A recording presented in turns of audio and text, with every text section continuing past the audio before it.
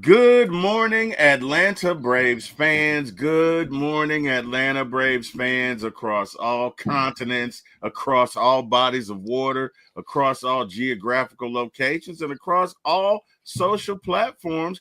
I am here with my good buddy, Mr. John from Out of Your Falcon Mind. John, how you doing this morning? Great, buddy. I am tired. We got a long week. We got 5 high school games this week. Wow.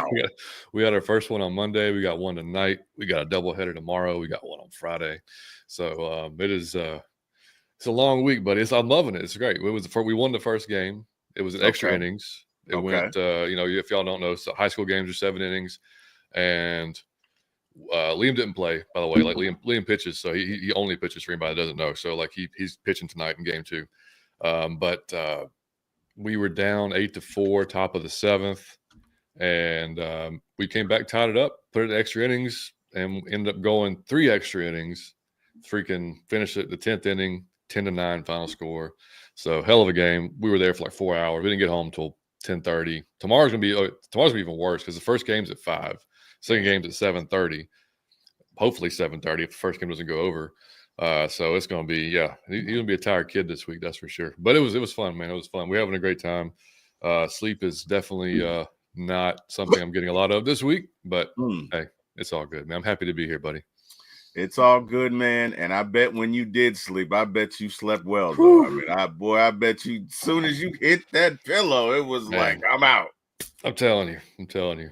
Yeah. Jamal, what's up, buddy? Good to see you, dude. Oh, yeah. And anybody watching on Out of Your Falcon Mind, look, this is going to be an every Wednesday thing if y'all don't know. So I'm just putting it on Out of Your Falcon Mind.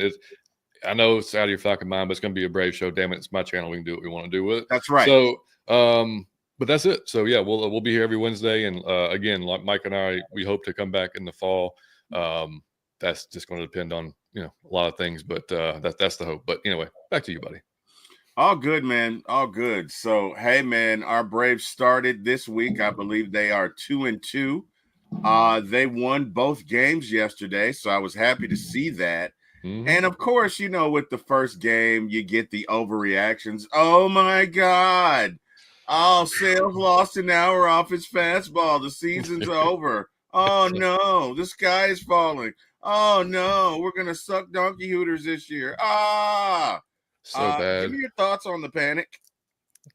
It's insane. And that's, I like us doing this show. Like I normally, like I said before, like on like the first time we did the show, like I don't even pay attention a whole lot to Braves Twitter. There's some really good Braves Twitter accounts, right? And I'm trying. By the way, we have a Twitter account now, everybody. It is the Morning Chop Shop on Twitter. I'm trying to find more Braves accounts. So if you're on Twitter, X, whatever, and y'all want to follow us, feel free. We'll follow you back. But yeah, there's some great Braves accounts that are just level-headed, people that understand, watch the game. Then there's folks that just like leap, like and bound off the freaking deep end of that. They are at every little thing that happens. And look, spring training, man, like you got to chill a little bit because especially on the pitching side of things, like. And we'll talk about Ian's start in a little while too, but like those guys are just kind of getting feels for their pitches. They're not going 100%. They're, if you see a mile or 2 an hour off their fastball, it's because they're not throwing 100%. Like just relax. Like it's their first games of spring training. They're not going to be going full. They can't. They have 162 games they got to prepare for. Or the pitchers, long season. Yep. So like, yeah, and even with the hitters, like. Hitters, like normally the pitchers are ahead of the hitters a little bit because they got to get the timing back. It's not unless they've been just facing live hitting for the last 3 months. Unless some of the guys that go and play fall ball or winter ball in the Hispanic whatever countries, they may be just fine. But I mean, like the guys that's been hanging out and just having a normal off season, they got to get the timing back. So all spring training reactions should be just like completely relax, unless you see just a dramatic, like you see somebody like 10-mile-an-hour drop. Okay, maybe you should worry a little bit about that. But a couple of mile an hour, no, not really. But no, it's just guys they're trying to figure out what guys are going to be. Eli White standing out right now, like 4 for 4 yesterday, made a hell of a play at second base. Dude's playing really good infield. They're trying to see like where guys are going to fit, who's going to make the roster, what pitchers they need. I mean, all that stuff's going on. This is a very like just a chance for the coaches to just analyze what they got and see who they want to put on the team. And obviously players that they're trying to make the team, whether they're, minor league invites or whatever, veterans, whole 9 yards. But yeah, all the Twitter overreactions got to chill, man. It's not even, we ain't even made it to March 1st yet. It's crazy. Yeah, I think where people get it confused is they don't realize that at this time of year, pitchers are focusing on the kind of pitches that they're going to throw, right? Mm-hmm. And it may not be the same during the regular season, right? 100%. So let's say, I don't know, I'm Ian Anderson, right? Segue. And let's say I'm working on a splitter or sweeper or slider. And maybe I'm only going to throw it in the year during the regular season, maybe 20% of the time. But I don't know. On my first start, I throw it exclusively, and I don't know where it's going because I'm trying to work it out. My results may not be great. Is that what you're saying? 100%. Yeah, and specifically with Ian, like he was working on a slider, right, in his first start here. Mm-hmm. And you're not going to work on pitches during the season. You're just not. So, I mean, he's trying to see what kind of swings is he going to get on this pitch. That's hilarious, Gary. That's fucking hilarious. That's exactly. I was going to comment back to you, but that's great. I don't know if that's possible. I mean, but anyway. Let me knock on wood. Let me let me go ahead and get that out. Right. The way. There you go. All right. Yeah, but anywho, so he's trying to see what kind of swings he's getting on those pitches, what the reaction is, and that's all he's working on. So if he's getting hammered with it, good chance he won't be using that pitch in the regular season. It's like just like my son, like he's working on a sinker right now, but he's not throwing it in games because he's not fully comfortable with it. Like he's just trying to figure it out. So it's just that's stuff like that. I mean. But one quick thing on his slider, though, it is weird that his arm slot is so over the top. Like to get a slider really to move like that horizontal movement, you have to come like around the ball. You know what I mean? 3/4. Yeah, like it's and he even alluded to it. I added those little when he talked to the media after the game, he was like, it's a little different from my arm slot to make it move like that. Which I was like, yeah, that is kind of curious. Why you would? I mean, I know sliders are huge in MLB. They love me. Most pitching coaches love sliders, but yeah, for him though, it'd be kind of a difficult pitch because his curveball is 6 to 12.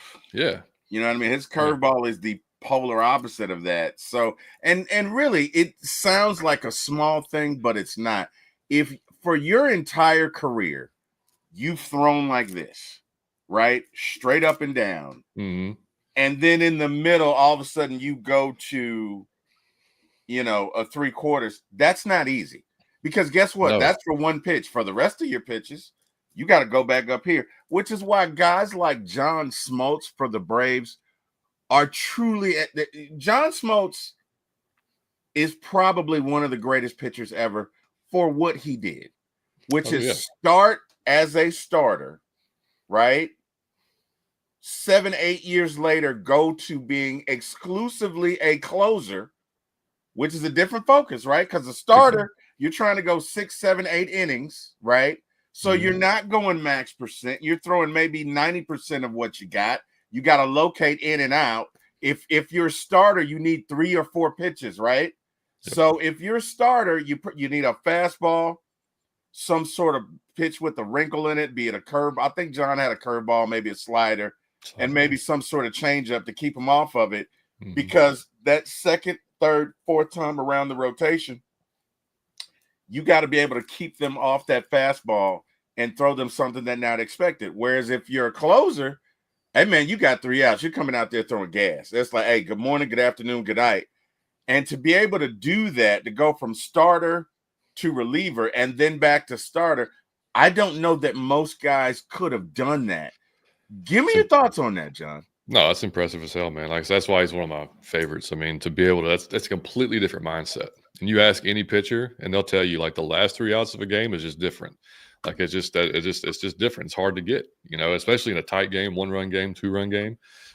But you got to have the stuff, number one. But two, like I said, you got to have the freaking balls to go out there and do it, and the mental capacity to not let the moment be too big for you. And he definitely had that. Like he was one of the, all three of those guys. I mean, just ultimate competitor type dudes. But he was, I mean, he was amazing with it. And I huge amount of respect for Smoltz doing that, because you don't really see that across the game at all. No. Guys making that type of change. No. I mean, that's just, bro, that is, because again, when you're a professional athlete, a lot of what you do is routine. 100%. Right? I do this at this time. I do this. Yep. I'm sure you see that with Liam. You know what I mean? I'm sure even where he is now, he's got a routine. Yeah. And you want to piss an athlete off, take him out of their routine. Dude, see what happens, right? This morning, literally, we talked about this morning. He has he has to stay at the school today because of the game, right? So the players have to prep the field, help prep the field before the game. And so like the parents, they have we all sign up and we bring snacks like pregame or whatever for when we have home games. He was like, no, I need y'all to bring me my PBJ, my apple, my protein shake. He's like, that's what I have before every game. He's like, okay, I'm not changing that up. Like he's been doing that for a while now. And I'm like, all right, cool. We'll bring you shit. I mean, like, it's and he knows he's pitching tonight. So it's like, I'm not messing up my routine. And so, yeah. Was it Wade Boggs that ate chicken every day before a game or something like that? He had chicken or something like man. I mean, it's like these guys have their routines. And Kerry, you're right. It is figuring out your pitching, but it's a different sequence in spring training, right? Unless you're somebody like Greg Maddux, right? Yeah. And the thing that made Greg Maddux great was not the fact of the movement that he got on his pitches. Right. So for those of you that have never played baseball, the most difficult thing to do in sports, I don't care what anybody says, is to hit a ball coming at you 98 miles an hour. Right. And to be able to distinguish between that and the wrinkle in it if it's a slider, which is it may be 10 miles an hour or less. Right. Or if it's a curveball, but you got 0.2 seconds to make that decision as to how fast this ball is coming and where you need to swing. Right now, the thing that made Greg Maddux great was that he could throw it and it start in the left-handed batter's box, coming at a left-hander, and in those last 2 feet, it would move literally to where it was an inside strike right at the batter's chest. It would move, right? And guys hated that, and that was great. The other thing that made him great is his brain was literally a computer. So he would remember, and in bat, in spring training against the guy, he'd remember where he threw it. He'd remember where the guy would hit it, right? So what he would do, and I've never seen anybody do this, is he would set up hitters. So you got to figure if you're playing a team, especially in the National League, back then you'd see them, if they're in your division, you'd see them, 18 times? 19 times. If they're not in your division, you probably see them at least 6, 7, right? So, he might set up a guy for an at-bat in September all the way back in spring training. Because what he'd say is, all right, I'm going to throw him this here, right? So by the time we get to September, 6, 7, 8 months later, he's looking for this pitch, but he's not going to get it. He's going to get the total opposite. Now, let me tell you something. First of all, you got to have a mind like a steel trap to remember that. That's number one. And then number two, you got to be able to execute that. John, have you ever heard of anybody doing that? I haven't. Not on that level. I mean, he had the one. Have you seen the one about what he did with Jeff Bagwell back in the day? No. So basically, Eddie Perez was Maddox's pretty much full-time catcher when he was here, right? So and he threw an inside fastball to Jeff Bagwell. If y'all don't know who Jeff Bagwell was, big power hitter for the Astros. I mean, it was just he would. Yeah. And we used to, when the Astros were in the National League, that was like we had some battles with those guys for we did. quite a many years. Anyway. So Bagwell, he threw an inside fastball, and that's where Bags loves it, and he launched it. And this was right in the regular season. And Perez came out and was like, "Dude, what are you doing? Like, why would we do that?" And he was like, "Hey, this is a good team. We're going to see him again in October or September." He's like, "He's remember that." He goes, "Because hitters normally remember successes over. They don't remember like, oh, I struck out on this pitch, 3 times. They remember like, oh, I jacked that shit 450 feet." Yeah. on this pitch, so I'm gonna look for that again. Yeah. Sure as hell, they see him again in the playoffs. He throws, I think it was down and away changeups. Didn't even show him a fastball. Strikes out in 3 pitches. And then like Maddox is going to the dugout chirping at Eddie. He goes, "Hey, remember that shit? Remember? Told you." Like, and Eddie was like, "What are you talking about?" He's like, "Oh shit." It's like, yeah, that's right. You did tell me like 3 months ago. Right.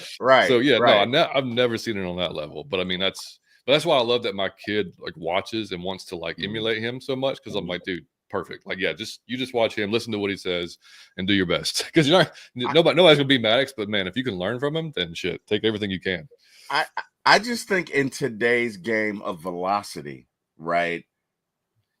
People don't understand the gamesmanship and the thought process and everything that's going on with pitcher versus hitter, because it's a whole universe of shit that's going through people's minds, right? Oh, he threw me this pitch here. Okay, all right. Last time it was a 3-1 fastball. Oh shit, I got the changeup. And again, baseball is a game of failure. So you first of all have to be so mentally strong to be able to do this. I mean, it's crazy, dude. But yeah, all right. So that's hey, spring training. We won 2 games yesterday. Look, at this juncture, it's still early.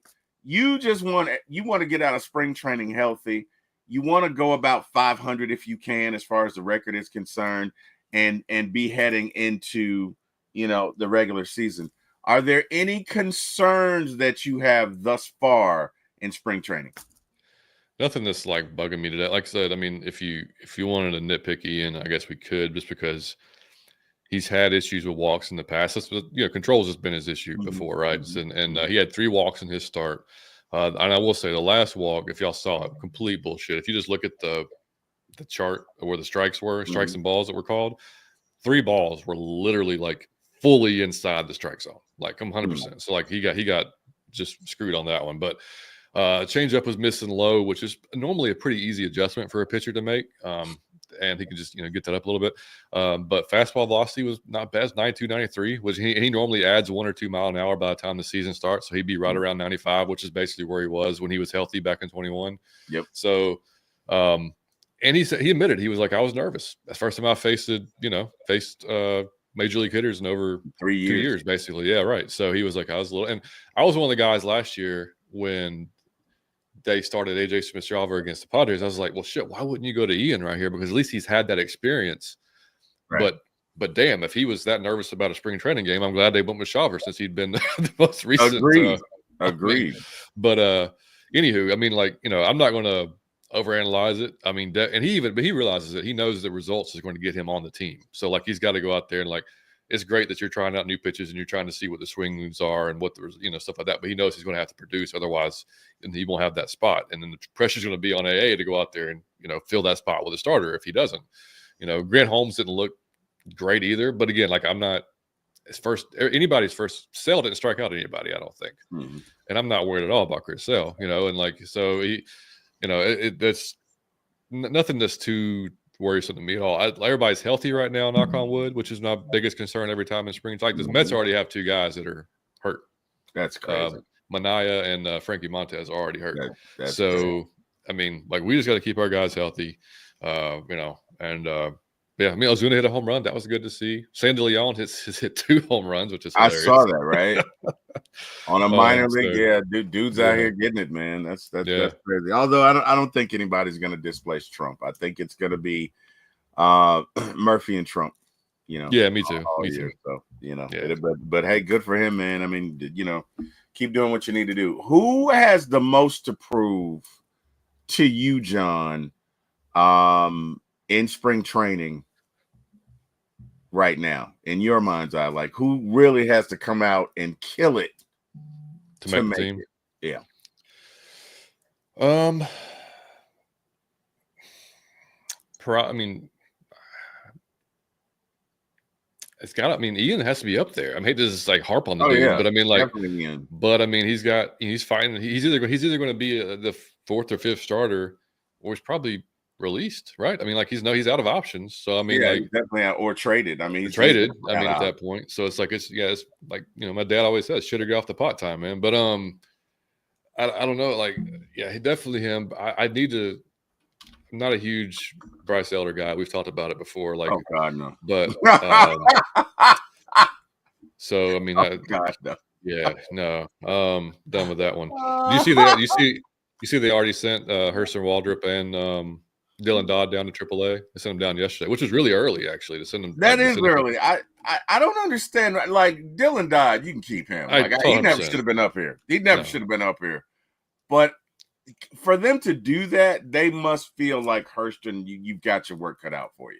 I Like guess. clearly you got some stuff you need to work on. Because Yeah. I mean, I don't want to say that's brutal, but that's quick, right? Yeah, that is really quick. I mean, that's so. But like you said, they probably have realized early that like yeah, you gotta these few things you gotta fix up before you can get up here. Which I mean, look, Anderson Pilar looked good. He was the Rule 5 guy we got from the Marlins, and he was throwing a nasty cutter and had good velo. Good. I mean, he'll probably make the squad because if we don't, we're sending them back to Marlins anyway. Right. Yeah, so he was fine. Perdomo looked good. Angel Perdomo looked, big lefty. I mean, so there's plenty of competition in the pen, for that. And I don't know. I haven't heard, and I don't know if you have like precisely what they want to do with Hurston. If they want him to be a starter, if they like we and you talked about him being maybe even a future closer. Yeah. Because he's got that splitter is disgusting that he throws. So like that's one of those pitches. You want to an out pitch that a closer can have. Good velocity. 98. I mean good velocity. From a position player wise, I mean, honestly, I mean Luke Williams Eli White may take that spot. Just because his versatility. I mean, like he's playing really good infield, like I said, and hitting the ball. So and he's fast, So I mean, between those two guys, that's really the only position player. Like I mean, I would think Kellenick's going to be on there regardless.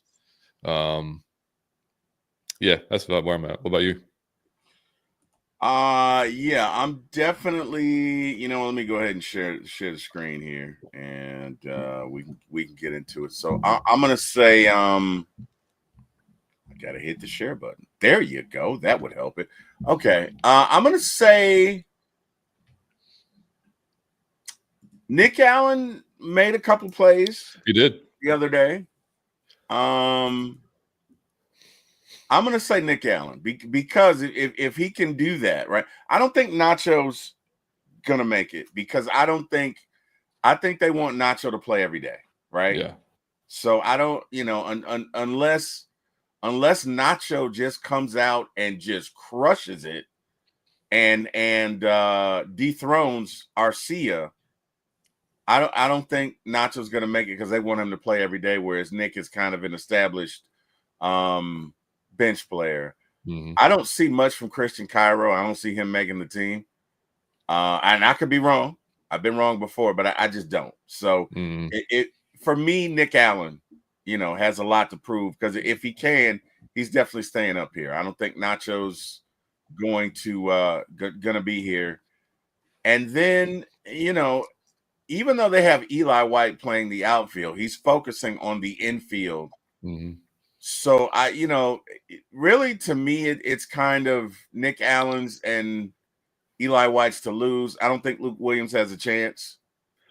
Yeah, and I think if Eli makes it too, that opens up an outfield spot for Ryan De La Cruz because I think they like his bat, more than they would like a Luke Williams. You know what I mean? And you still have the speed with Eli and versatility. Yeah. So yeah, and Eli could still in a pinch, if he's got to relieve somebody in the outfield, he can do it. So yeah, long shot guy might be Carlos Rodriguez because I've heard great things about him. Not good, great, very young. Mm-hmm. But I mean, again, you'd have to pretty much dethrone Kelenic and Brian De La Cruz, and I just don't see that happening. Yeah. So your roster's probably going to start again. Acuna's going to start on the DL. You probably got De La Cruz, Harris, Kelenic, Profar. I mean, Eli's focusing on the infield, right? For right now, yeah. Yeah. I don't know. Maybe Carlos Rogers. Depends on the spring he has, Mm-hmm. right?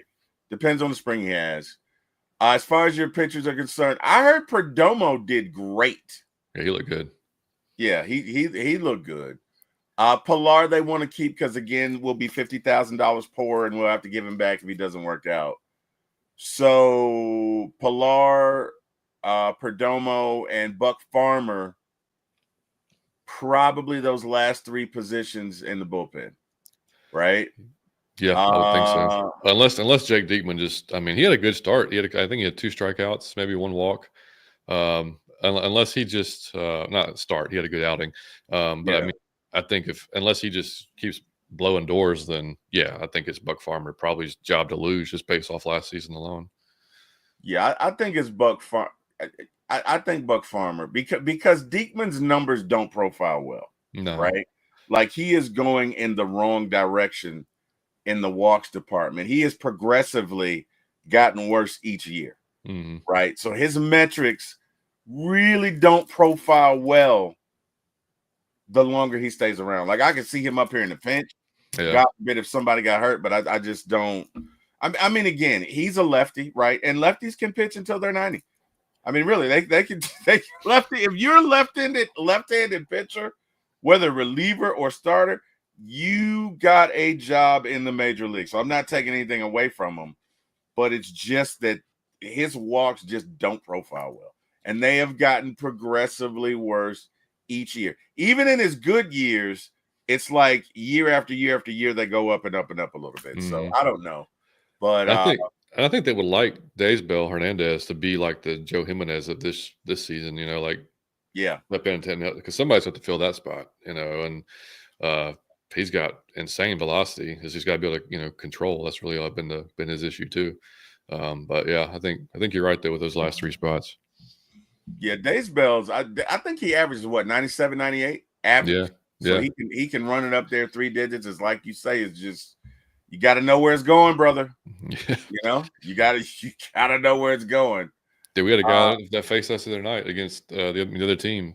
He was probably the hardest thrower, probably on their team, probably both teams. And he only lasted, what was it, 2/3 of an inning because he had 3 walks, and 1 K. It's like, dude, I mean, doesn't matter if you can't place it.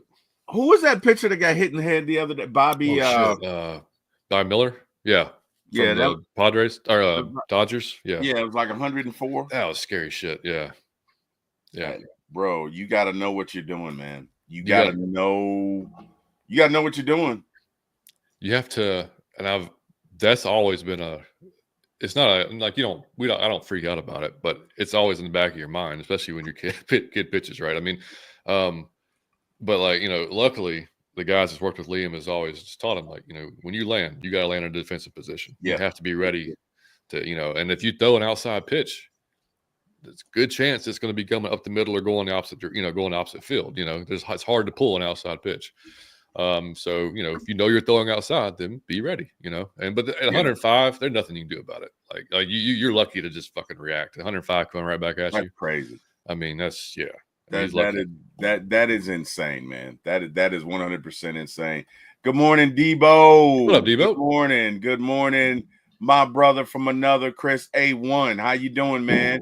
Hopefully everything is going well, bro. Let me tell you something. Brother. I'm playing softball. This had to be 20 some years ago. I'm playing softball, and I didn't play in the infield since Little League for that reason, because you better be ready. Like you're talking about metallic bats, some of these EST ball coming off these bats, 100 plus.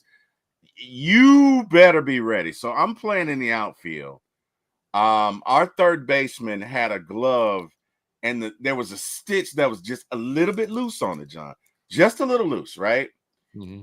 Man, this guy had an EST. And for those of you who don't know what an EST is, it's a bat with a metallic exterior that's been treated that basically speeds up the velocity of the ball coming off that bat, right? It was EST back in the day. I don't know what the bats are now. I haven't played in a while. Dude, I played softball back. Everybody had shaved bats back in the day. Man. Softball, yeah. everybody did. There'd be one shaved bat, everybody shared it. Anyway, go ahead. Yeah. So this guy hits a ball, right? This thing is hit so hard. Third baseman barely got his glove up, went through his glove. And I honestly believe his glove saved his life because it tore all of this up. Damn. Broke his jaw, broke his eyes, and you could see it. Like, I pray to God nobody ever experiences that, because just to see it made me vomit. Like, it was bad. Like, you could, because his head got this big real quick. Number one, you could see in some areas where there were, it was just bad. Like, I don't want to make anybody lose their breath. It was bad. It was as bad as I've ever seen it. And he had to leave and be rushed to the hospital immediately. And I don't know that he ever played again. But I do know after that, I refuse. I never went over to third base again. I never went over to shortstop, because that ball it was on him so quick. Oh, yeah. When I tell you it was on him quick, it was on him. And I think he was playing in for whatever reason. I don't know why you would ever playing softball. Hell no. That's number one. I don't know why you do. Let me tell you, you gotta. I mean, bro. I mean, somebody holding your family hostage or some shit. Right. Like, that's the only scenario. You know what I mean? And look if I gotta play in softball, I don't care what y'all say. I'm gonna have one of them big ass ugly helmets. I'm absolutely with both flaps coming down and a mouthpiece. Like, I'm not. That John, when I tell you that thing got on him so quick, I have never seen anything like that in my life. I played softball and football for years. I've seen guys get injured. I've seen guys go down. I saw a guy snap his Achilles. I'm playing in the field, and it was you heard. I've seen that too. Yeah, it's like a shotgun, like bam. You heard it, right? And then you hear him yell, because I don't care what people say, that shit hurts, right? Oh, yeah. But nothing can compare to seeing somebody take one like that. Because when I tell you his head got this big, when I tell you you could see in this area right here where there was bone loose, I've never seen anything like that. Okay. And never again. I played second base. That was my last day playing second base. I didn't even play second base in that game, but they were like, shit, I'm good, bro. I'll stay out here. I will stay. I will die out here. You never got to worry about me being on the infield, because he had like 2 seconds. Yeah. Thank God he was paying attention, because if he didn't get his glove up, he'd have been dead. I'm not going to lie. So I say all of that to say, to your point, hey, man, if you're out here pitching, hey, you got to land in that defensive position, and you always got to be on guard. You know what I mean? I don't want to see anybody. I never want to see that again. No, dude. We had a scary moment, and I think it was 12U. One of Liam's teammates took one off the head. It was line drive, and it would happen so quick. Like, we just, it was just bam. And he's down on the mound. It hit him so hard, like the ball literally ricocheted off his head past the third base line. Like, it just got hit twice. And it was scary as shit, man. He was fine. He went into the hospital. He had a CAT scan. Everything was done. There was no fractures, amazingly. Like, it just hit him right in the right spot. But everybody was shaken up, clearly, and then Liam goes in right after him, so we're like, shit, so like, he's a mentally strong kid, but even him at 12 years old, like, he was, took a little breath before he got on the mound, was like, all right, here we go. And he was really good. He ended up finishing the inning, but like, yeah, that shit, and Liam played third all up until last year, until he started just pitching, that was his left. He played third and pretty much right field. That was pretty much his 2 positions. And it's good and bad. Like, he's not afraid of the ball, which is great. Yeah. You can't be at third base. You can't be. But it's also like nerve-wracking for the parents, because like he'll put his body in front of anything. So it's like, and because you told me, he's like, dude, it only hurts for a little while. I'm like, yeah, but if you get hurt and like hitting a certain area, it's gonna hurt for a hell of a lot longer than a little while. But like he took a hard ground ball, took a weird hop off his throat, which scared the shit out of me a few years ago. But it was like kind of the side. It wasn't mid, like it wasn't like his Adam's apple. It was like to the side. But you could still you could see the baseball stitching in his neck, like for the next week and a half. But Yeah, it's yeah, you got to have your head on a swivel the Yeah, entire time. it's rough, man. I remember and this is when I was like, my wife has superpowers. I was playing, and this years ago, right? And I I got a little OCD, so I can't just do shit regular, right? So I think it is time. I might have been playing on 3 or 4 teams, right? And she's like, "You got another game again? You need to stay home today." That shit went in one ear and right out the other, because I'm like, man, whatever. Mm-hmm. And she's like, "All right." And I think I had a flag football game and then a softball game, and I went to the softball game. I'm playing second base. And she's like, "All right, I'm telling you, you're not going to have a good day." And I'm like, "Whatever, Kim." Man, ball skips off a rock, pop me in the face, right? First one, bam. Second one hit to me. God damn it, Kim. You're right. Skips off a rock again, pop me in the nose, bam. And I mean, line drives. Oh, hell no. I'd be like, all right, well, see y'all later. Hold up. Third one, right off the chest, bam. I was like, y'all know what? I don't have it today. I'm going to see y'all later, right? Yeah. Got home, my wife was laughing her ass off. I didn't even tell her. She was laughing her ass off like she knew. I was like, okay, man. But, yeah, man, bottom line, hey, you got to keep your head on the swivel. So hopefully Bobby Miller's all right. And, yeah, that was definitely scary. And do not want to see that. Let's talk about these positional breakdowns. So, you're talking position players. The great thing about the Braves is they play every day, right? Yeah. Which is a good thing. The not so great thing about the Braves is that they play every day. So if you want somebody off the bench, who's going to want to sit on the bench, 140 games? You're not going to play.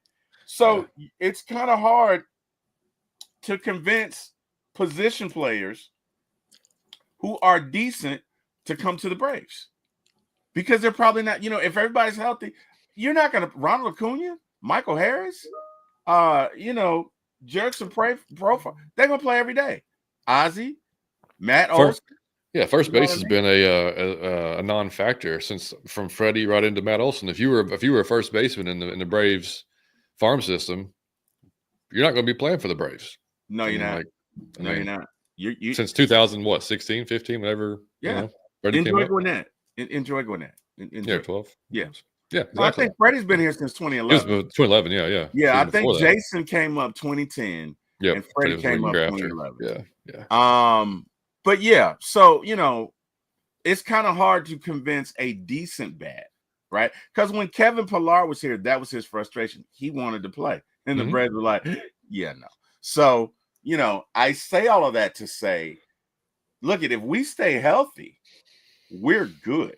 We're great, right? But in a pinch, if somebody goes down, you're probably going to have to, go and get somebody in the infield.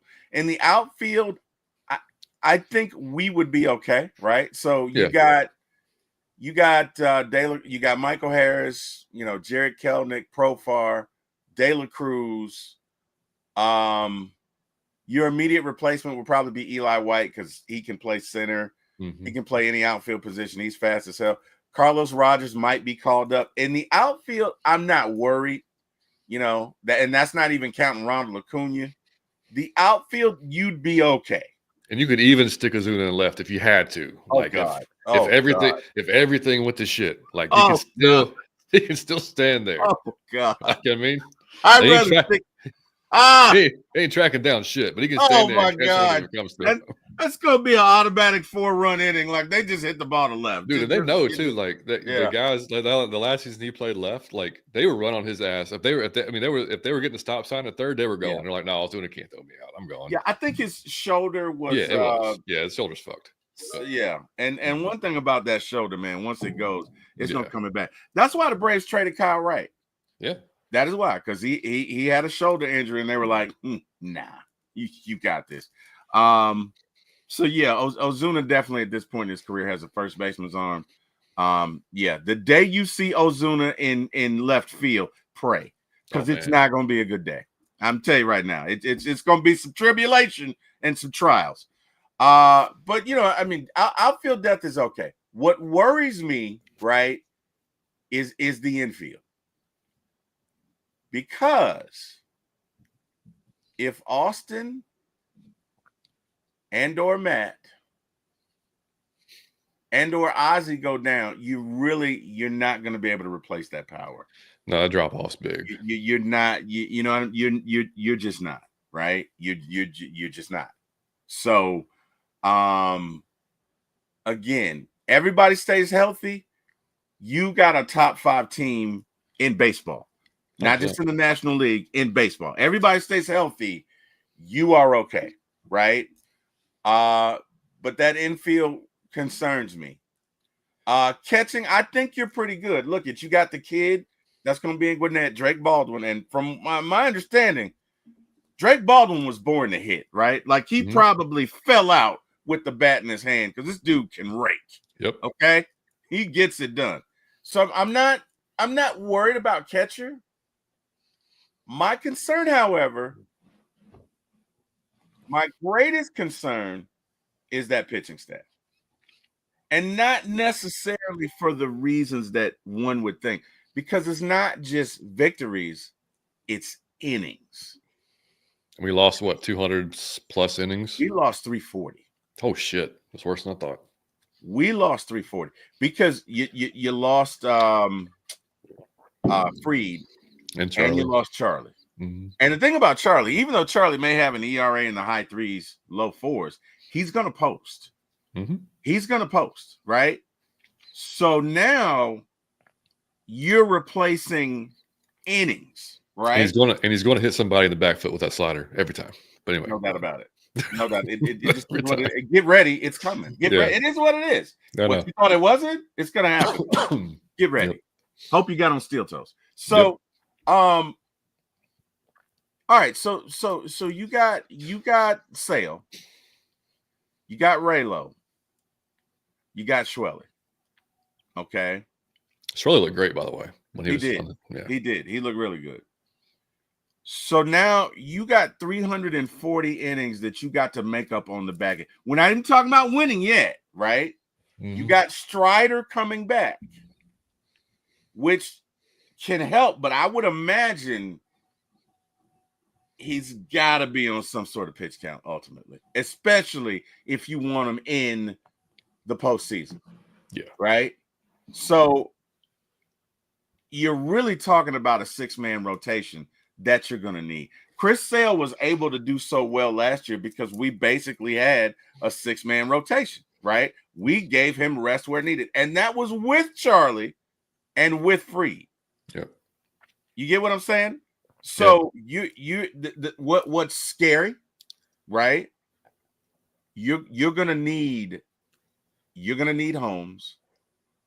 You're gonna need AJ. You're probably gonna need Ian Anderson, because you more than doubled Raylo's pitch count last year, right? And it got him in the end. And you hope he can build on that this year. You hope he can, right? Yeah. But if one or two of those guys go down, I just don't see where you make that up. Damn near impossible, dude. Like it really is. I mean, that's why no pressure, Ian or Grant, but like y'all gotta show up and like you got to be the guys. I mean, you got to. I mean, because that if they're not, they're gonna force AA to go out and get a guy. If they show in spring training that they can't be the dudes, and we talked about it on the last show, like there's a high probability that we add a guy at the trade deadline, because there is a solid chance, like you said, somebody's going to just fall off or going to. Happens every year. It happens every year. Like somebody gets hurt or goes down every year, right? Yeah, right. And you don't want to get to September and be like, shit, who's my 3 pitchers? Who's my 3 starters? Because that's really. All you need in the postseason is 3 solid starters. They can go out there, and so that is definitely the concern, man. Because you don't want to get to a point to where you're relying on guys like Bryce Elder and whatnot to come up and fill spots. Because then you're, that's just not a good place to be. So yeah, you got that's you don't want to think about it. It's like you just want to like right, pretend it doesn't exist. You just want to, you know what I mean? Like, hey, yeah, right. if you're fine, I feel like what Thor and Endgame, it's fine. It's fine. Good. It's not Good. fine. It's right. It's good. It's good. It's good. No, it's really not. It's good until it's not. Right. It's Right. like, Right. Because but look, even in that infield, you could get by for a week or two. yeah. But you talking about shit just crashing, you let one of those big three get hurt. And you're gonna see right away, and I mean, I don't know, like which to me brings up guys like Owen Murphy. Right. I can't. That's what's really exciting too, is because this happens every year. Nobody saw Swellenbach come out of Swelly coming out. Nobody predicted that was going to happen. Right. Like there'll be somebody in Gwinnett or AA that just comes out of nowhere this year, probably. And like, shit, where was this guy been? He's going to come up and he's going to make an impact. It seems to happen every year. Fucking Strider went through every level of of minor league ball in 1 year. He started off at low A and ended up in the majors, So there'll be somebody probably like that. And we're going to probably need them. But that's, you don't know, and it's like I said, that's the stuff you cross your fingers, say your prayers, and hope everything works out. That's all you can do. Look, if the Braves can stay healthy, I really believe we can compete with anybody, especially if we make a move for Dylan Cease. If you get if you get Dylan Cease, I feel a whole lot better about life in general. A ton better. A ton better. Yeah. You know what I mean? I feel like those old Viagra commercials. Bond has a big set of confidence. Like I would feel great because then you would have 5 guys, right? So you could probably withstand something. But if you go out and get Cease, you now got Sale, Raylo, Schwelly, Strider, and Dylan Cease. We'll see y'all in October, man. Yeah. We'll go ahead and make these reservations for the NL Championship against the Dodgers. We'll go ahead and do that. That's right. And you were spot on with the position players too. It's like it's not like football where you can have like good depth at a position where you may see a drop off unless it's a star, like a star. You may see some drop off, but it may not be just like massive. But yeah, when you got a guy like Austin, we saw it last year when Austin got hurt. I mean, like you got and you never know. Like these guys can just get hit on the wrist, hit on the hand, and break a finger, and they're out for 6 to 8 weeks. Then you got the rehab, and then it's just a long process. Like you said though, like it's tough to have really good positional depth at those infield positions because if you're really damn good, then you're starting somewhere else, right, on another team somewhere. And there's a reason why these guys start, and there's a reason why there's the guys in AAA. And every now and then they'll come up and there'll be guys that stand out, but it's a different level every time. And that some guys come up too fast, and we talked about that on the first show too. It's like they bring them up too fast. Like Nacho came up he struggled last year. He did, and he did. I mean, it makes sense. It's a brand new level of pitching that he's not seen before. Like all these guys are legit. So, hey, man, it's an adjustment. Yeah, you know what I'd like to see? I'd like to see Austin and Ozzie specifically. Remember that glove that Bagwell had made later in his career because he kept getting hit on his hand? Yeah, and it would cover that. I'd like to see them go to something like that. Now, everybody can't do that because you might feel like it's heavier and then it messes with your swing or whatever. But if they could do it, I'd specifically Austin and specifically Ozzie, because they always get these, for whatever reason, people come in on them and they typically get hit in the hands. Yeah. Except Ronald Acuna, he gets hit everywhere. I don't know everywhere. Why. But what's up, Big John? Yeah, you know what I mean? What up, John?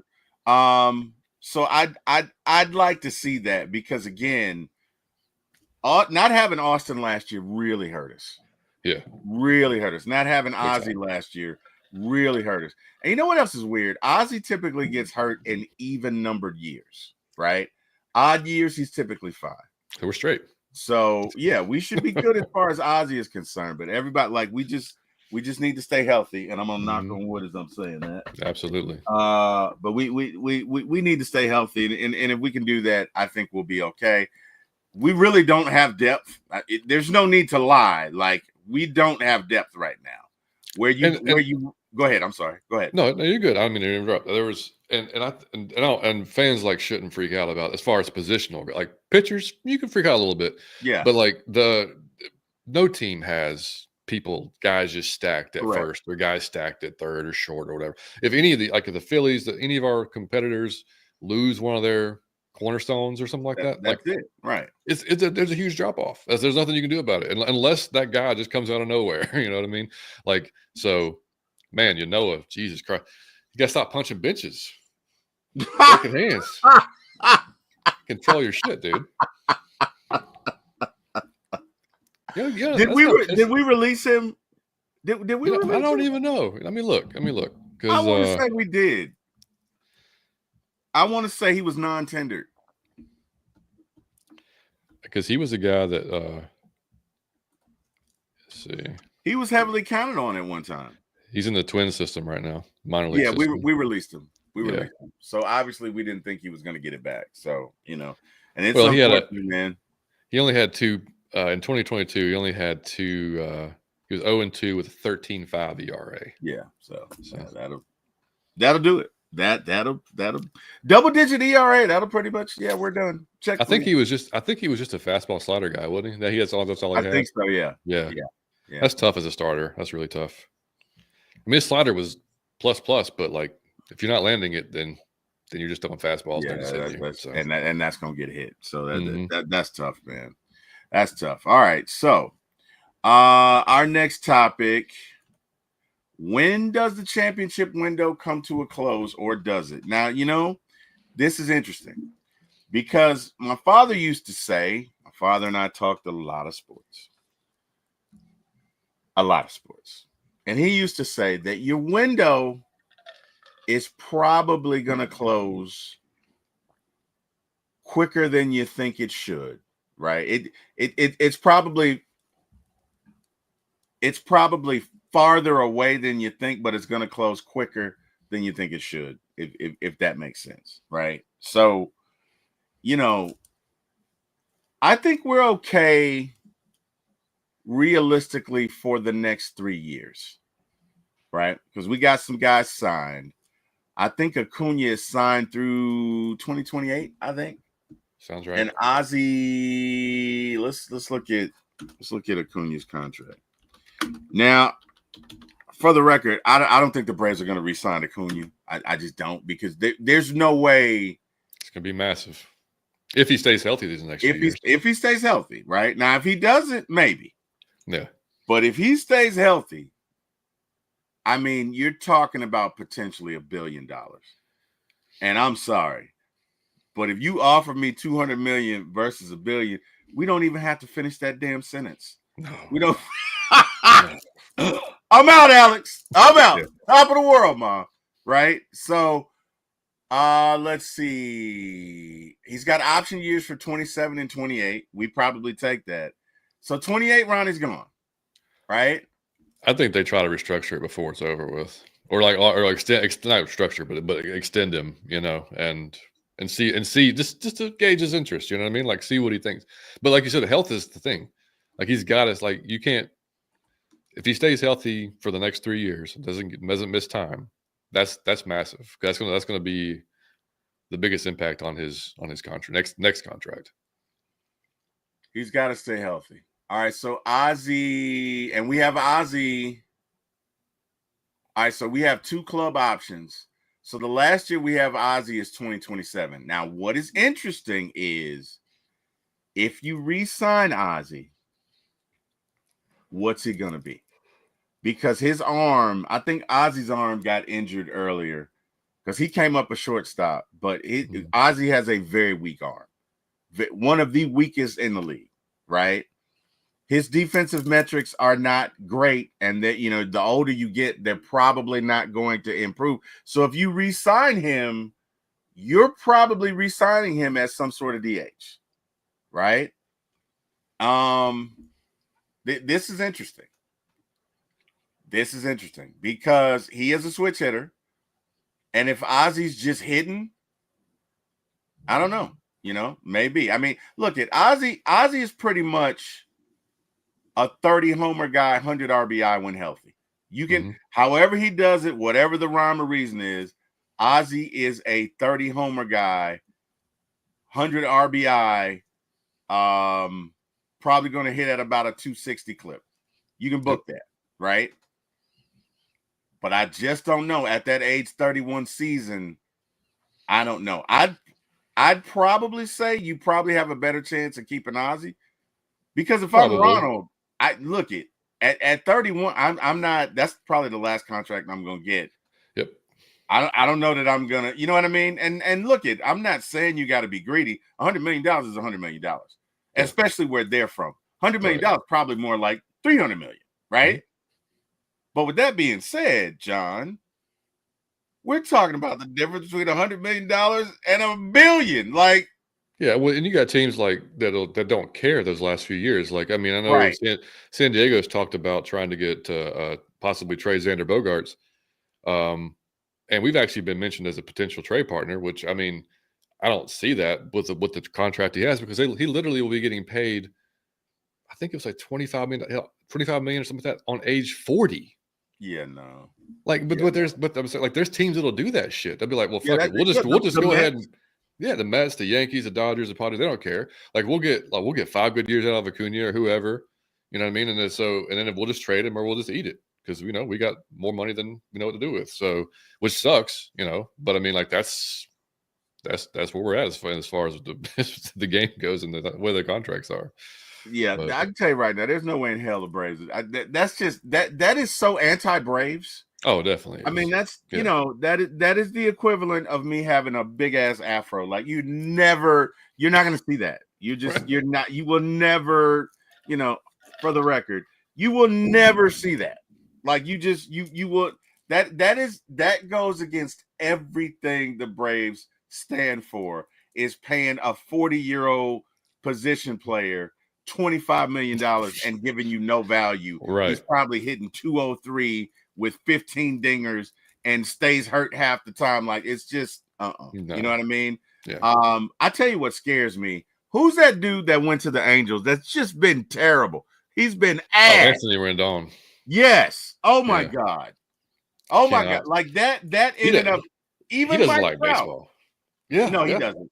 Even Mike Trout, who I love, right, was great the first 6 years of his career, but has been injured ever since, right? Yeah. So, I don't know. That's crazy. But I would say our window is probably through 27. Well, you still got Ronald Acuna, I think, through 28. So I'll go ahead and say through 28. You'll have Austin. You'll have Matt. You'll have Michael Harris. But yeah, 2028, like, you probably are going to see the Braves start really ratcheting up the position player drafts. Yep. In the next couple of years. Yeah. No, go ahead. No, you're right. I mean, that's where, baseball is a little different than football and some of the other sports too. Is like, when you draft a kid this year, he may not come up for 3 or 4 more years. Hell, maybe 5 years. You never know. Yeah. Like, it's we always talk about, when we talk about the Falcons, like, it's so hard to judge, like, who's going to, like, translate to the next level. Mm-hmm. It's that times 100 with baseball, because I mean, it's so difficult to, like, okay, well, this guy can throw here, but can he throw against major league hitters? This guy can hit against college pitchers. Can he hit against these level of guys? Mm-hmm. So, it's like, and then that's where you have teams like the Yankees and Dodgers who could just, like, well, fuck the draft. We'll just go out and pay. Get the best free agents we can get. And that's great if you're fans of that team. We're sort of in that boat. Like, we're not to that, nowhere near that level. We'll go out and get, like, Profar, and we went and got, I know Olsen was a little different with the whole Freddie thing going on, but, like, we'll pay guys. It won't be massive, but we'll pay. We'll pay guys a pretty decent amount, but they're going to have to. Yeah, I think you're right. I mean, like, and the window can be.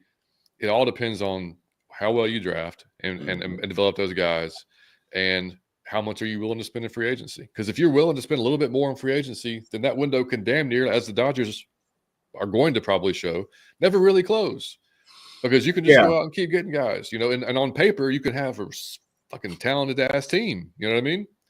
It may not, and it didn't always translate, because baseball is just different than, it's just, there's health, there's chemistry, there's all kinds of stuff. More importantly, pitching. And that's the thing too, pitching. Like, and that's why the Braves always are so heavy with pitching when they draft, because it's just, if you don't have that, I don't care how good your offense is, you're never going to win.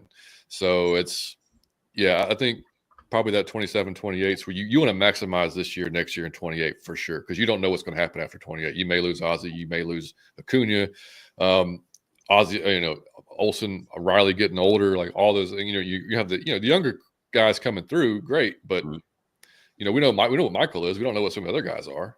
Right. So it's and the same thing. Look, the Phillies, they're in the same. We'll get into like our East rivals on another show, but the Phillies, they're older. They're all like 30 plus. Yeah. But like they're in that win now, or like they're going to have some decisions to make too. So yeah, I think their window is closing faster than ours. Me too. Because they're in their 30s and you're getting ready to see it. Now, this comment right here by Jonta scares me, right? And I'm gonna tell you why it scares me, right? And I hear you, Jonta. Mike Trout 6 years ago was the best player in baseball, bar none, and it wasn't even close. Like Mike Trout on a baseball field can do anything. 5-tool player, can hit it a mile, can run and go get it. I mean, he could go get it, can track any ball, can throw, can do it all. And he got that big contract, and he hasn't been healthy since. Like he hadn't been healthy in 5, really 5 years, right? Now I think he's been in the league by 10 years now, something like that. Something like that. It's always something. If we look at his contract, let's see, Mike. 2011 was his rookie year. Yeah, so we're in. That's 15 years. Oh yeah, yeah. Even with his down years, his career batting average is 299. I mean, he's phenomenal, right? Yeah.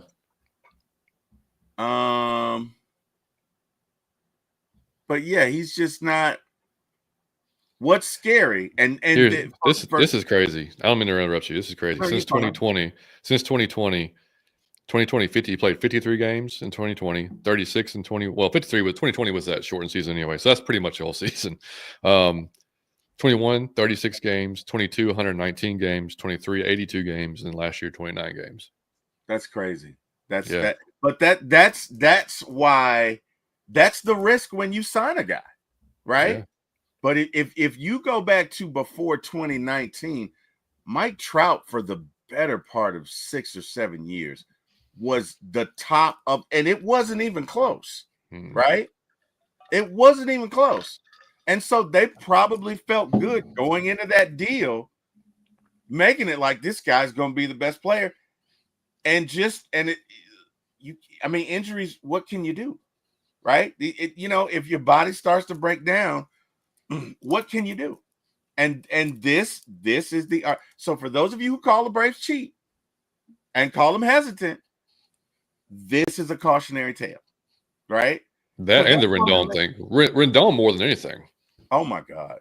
What, $300 and some odd $1 million, and he's played like I don't even know how many games he's played. He's been terrible, and not only that, he made comments like, "What did he say last? Baseball isn't." He said something. Oh yeah, he doesn't. But dude, what's even dumber is the Angels GM owner or whatever didn't take an insurance policy on him. Oh, that's crazy. So he's got to pay everything. You've thrown that money away. You've literally thrown that money away. That's crazy.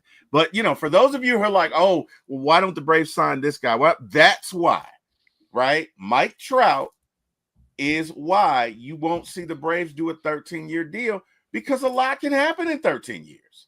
A lot can happen, right? Yep. And you don't want to be that team that's paying this guy. By the time Juan Soto is 40, he'll be making 40 million a year in his year 40 season. There's no way he's going to be what he is now. The last 5 years of that contract, you may as well just hand him the money. You may as well just back up the Brinks truck and just hand him the money, because you're not going to get value, right? So I don't know, whatever. Funny stat: Rendon's played 257 total games since 2020. That's crazy.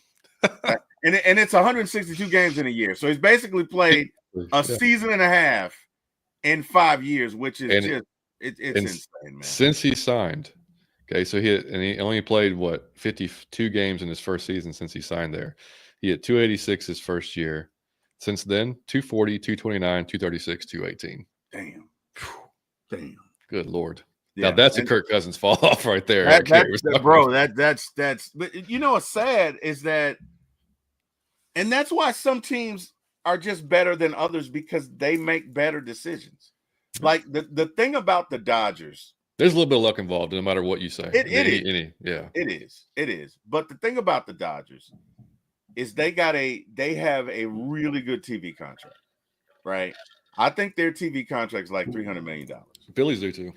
Yeah, Phillies do Bastards. too. So Bastards. they can spend 300 on their payroll because guess what? Oh, the TV contract gonna cover that, right? It's you don't have to worry about that. I don't know that the Braves have $100 million. Dodgers got $300 million TV contract. I don't know that the Braves have. That's the one thing Ted really hurt us on. Man. Is that deal signing over to Fox. That first one was like $40 million a year for a TV deal. Yeah. And the Dodgers are getting 300, right? So that's, thank God they moved to Cobb County. But imagine if the Braves had just $150 million or $175 million TV contract, you probably could do a lot more. Because between that and the revenue from the battery, you got your payroll covered. You look at the Braves are still printing money, but you're printing money on top of money if you got most of your payroll covered, right? Yep. So that you got to look at that. And then the Dodgers probably have one of the best farm systems on the planet. They do things well. So the Dodgers will probably perpetually be a good franchise. That's probably the only one that I can say, because as we know, look, franchises rise and fall, right? The Braves window will close again. They'll go through a rebuild section. It happens. So I don't know, but let's look at starters and depth, which we kind of did already. Yeah. What's your expectation for the Braves this year offensively? Like, give me team batting average. Give me total home runs. Your thoughts on that? Number one, it's too much math for me to do. I think last year was wild because I think a lot of guys had just severely Terrible under. Year. Yeah, I mean, it's almost unheard of where like that many guys have down years at the same time. Like Ozuna is the only one we can say like really, really kicked ass last year and was played above his pay grade really. So I expect those guys to bounce back to, in the inverse, the year before that was probably their best season they've ever had. I mean, with Olsen's whatever 50 some odd home runs, and Riley was a monster. So I expect them both those guys specifically, and Ronald when he's back, and definitely be better than last year. Home runs wise, I mean, if they're right, with our right field, there's no reason Matt Olson can't hit 50 every year. I mean, absolutely. Yeah. 100%. I mean, if he's good to go, so you expect that from him. Riley, 40 homer guy, should be, like you said earlier, Ozzie stays healthy, 30 homer guy. Acuna, depending on when he comes back, and his power was down when he, before, which I mean, it's hit like I want to see him hit for power, but you want to see him get on base. But it's like also when he runs, it scares me. Like when he, when he runs the shit out of me. Yeah, when he runs the base, like he goes balls out, which hey, look, I appreciate that. But at least I think he acknowledged it a few weeks ago in the clubhouse when they were at like, I may need to take it a little bit easy on the base pass. Like, thank God. Okay, good. So you know that that's good. You get it. Yeah. So you could I would think 25 from him, even with a down year power wise. So you're going to score, I mean, I think this offense is going to be, and we can't underestimate how big a difference this Tim Hires is going to make. This new hitting coach we have, going from Kevin Seitzer to him. I mean, I even heard he went to Jared Kellenick's house this offseason and they started working on stuff. So a different.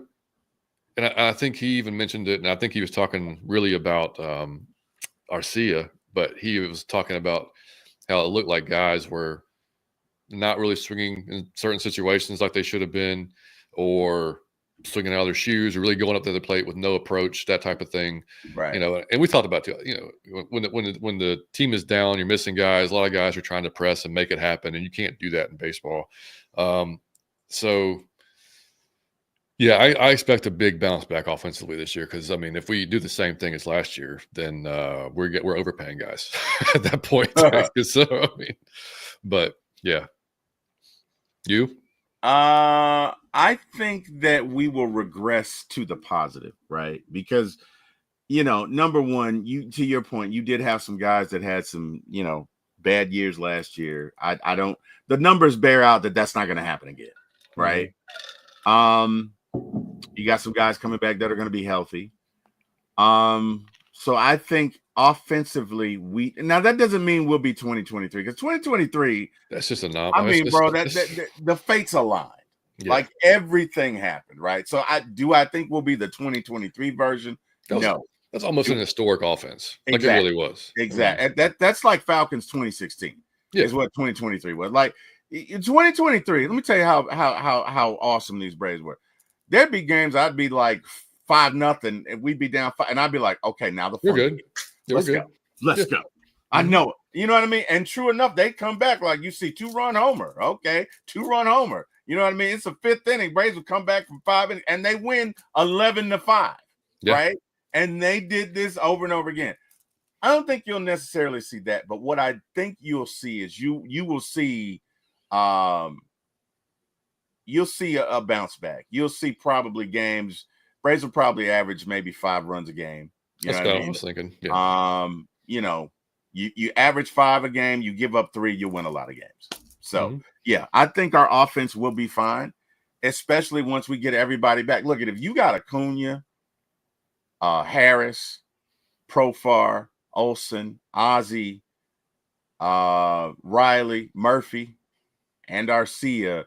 Arcia doesn't have to do anything but play defense, and you should be good, right? You should be good to go. So I'm not really worried about our offense. My concern is our pitching, and just depth, But our offense, I'm not worried about that at all. Player projections, right? So let's do this because it's kind of hard to do 9 players. Yeah. Let's just kind of focus on the outfield, right? So, let me share my screen again. Add the stage. All right. So let's focus on Profar, Acuna, Harris, and Kelnick, right? So Jerickson, Profar with the Padres, played in 158 games, 564 at bats, 94 runs, 158 hits, batted .280, and I think he might have hit. Where's home runs? Let's go here.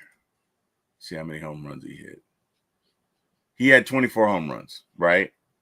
Now, the year before that wasn't great, but he worked with, what's his name? What's his name's dad? The kid. Tatis? Yeah. He worked with Tatis Sr. And he changed his swing, added a little kick step for his timing. And he went off. Now, it's interesting the way that some of these publications are, right? Because now I saw an article in Sports Illustrated where they're like, oh, we don't think he's going to be able to duplicate the success or whatever. And all that is just manipulating the odds for the World Series. That's all it is.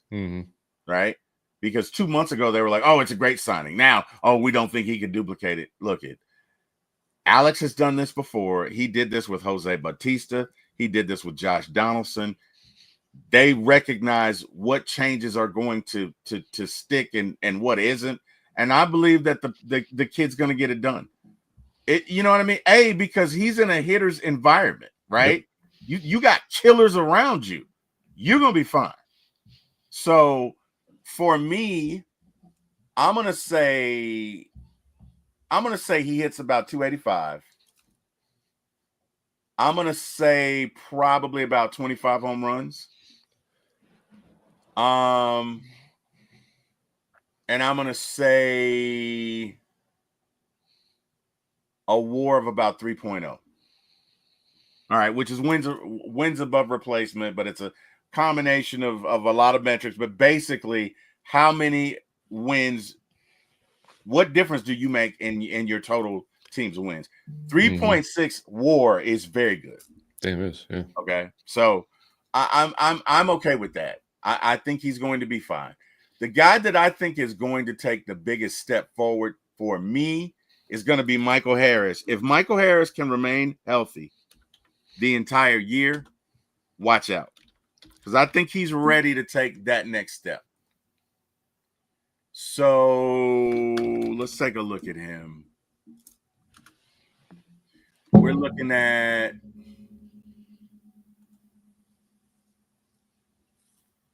all right. So again, 3.2 WAR, right? 440 at bats, 116 hits, 16 home runs. I'm gonna say for the first year, Michael's gonna hit 20, and he's gonna hit 270. And his WAR is gonna go up 3.6. What say you? I like that. I think he's probably got 20, 25 home runs in him for sure. Batting at, I think 270 is definitely legit.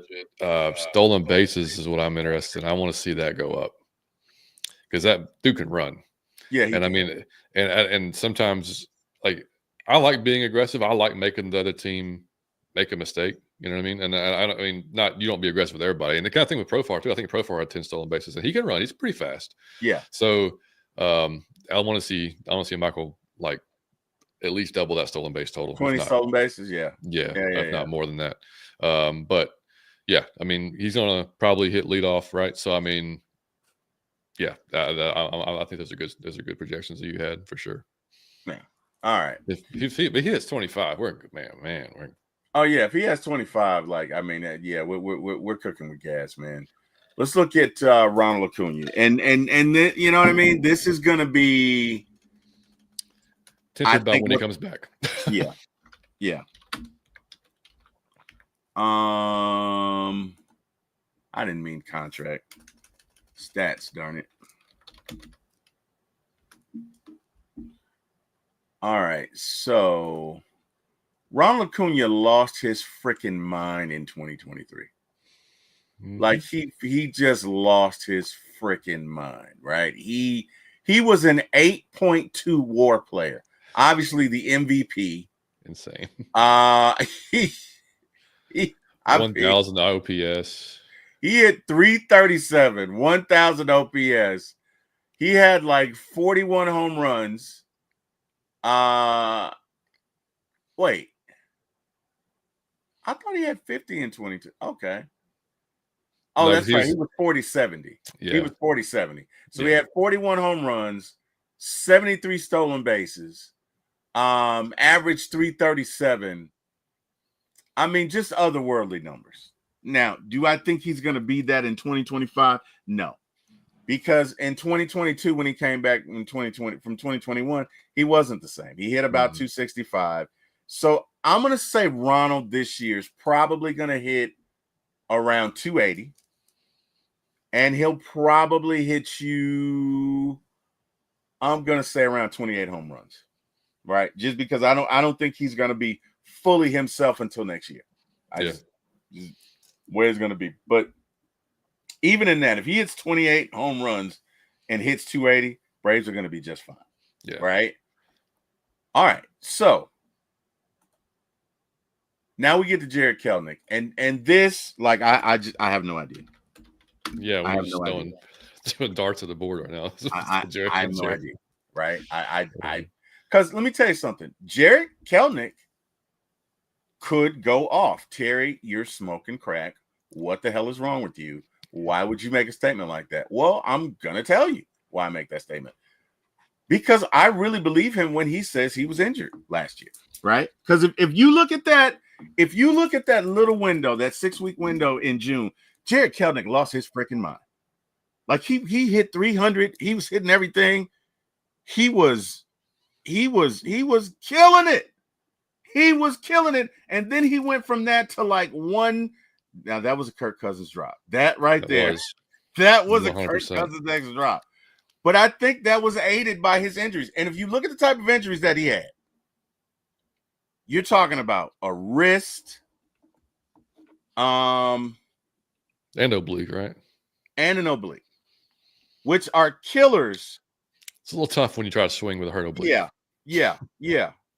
I mean, they really, when you or talk cough about an or oblique, talk. when you talk or about an do oblique, anything. okay, if you've ever hurt your rib or it's almost impossible, right? Like that is pain. That is pain, right? And then when you talk about your wrist is pivotal to what you do. Because if you're talking about a fastball on the inside, you got to pull your wrist to get to that ball, right? So if you can't pull your wrist, you can't get to anything.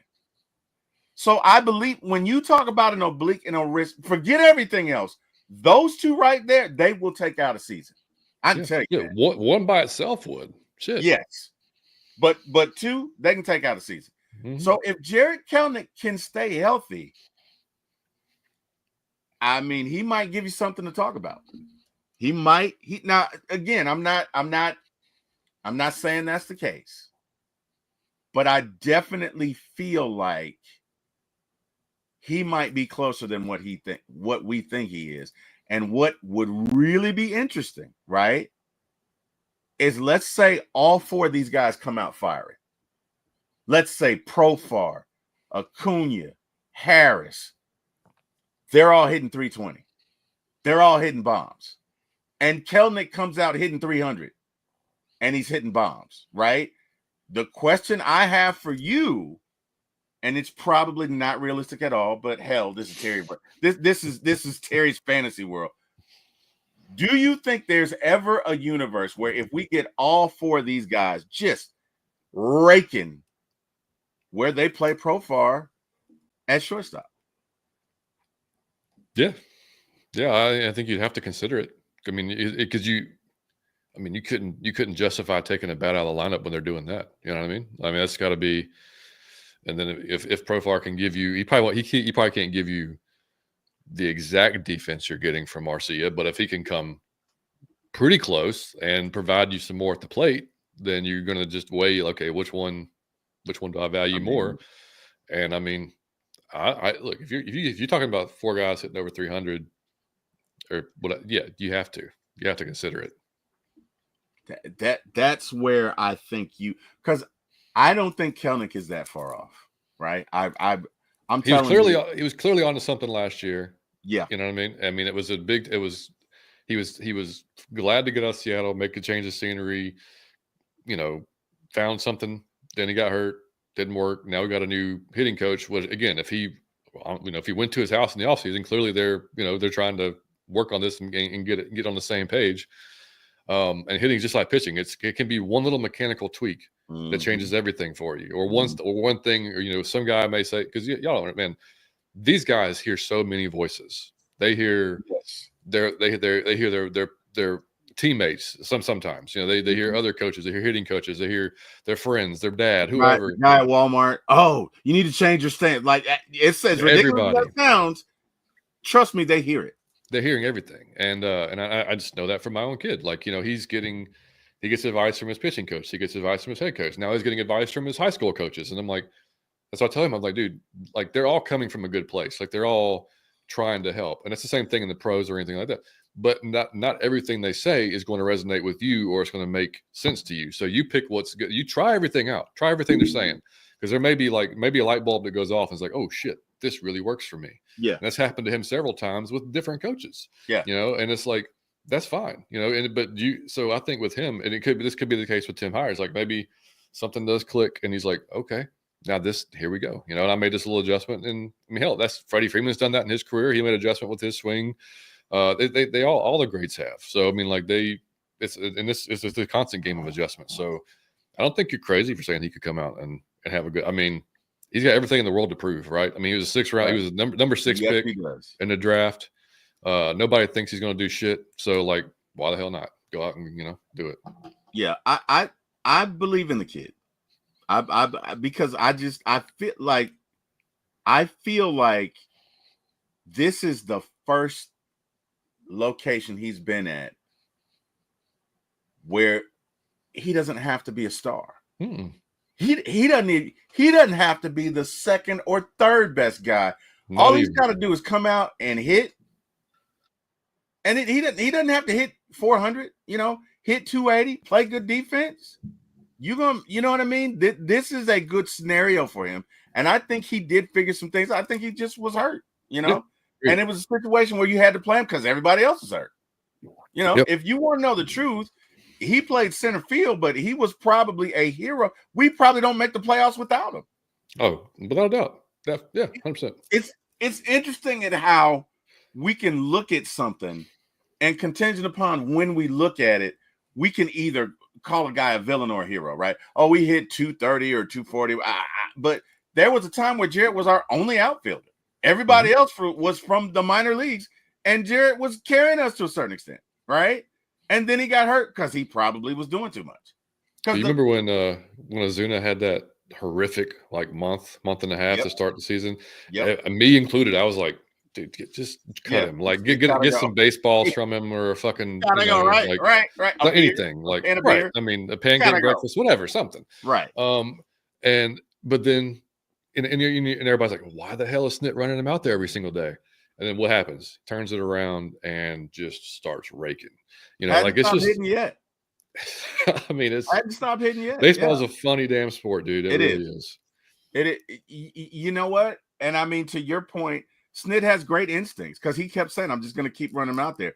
And they went down to Florida and he started hitting. And if we're being real, Ozuna carried us last year. Oh, without a doubt. Ozuna's back should be so tired because he carried our entire offense last year. If it's not for Ozuna, I don't even know that we win 79 games last year. We won 89 for the record. I don't know that we win 79 if not for Ozuna. No, right? So I don't think we do. I mean, it's interesting. It could, because a lot of people are counting out Jarred Kelenic, but it could get very, very interesting. Contingent upon where it goes. Now, another guy that I think is interesting.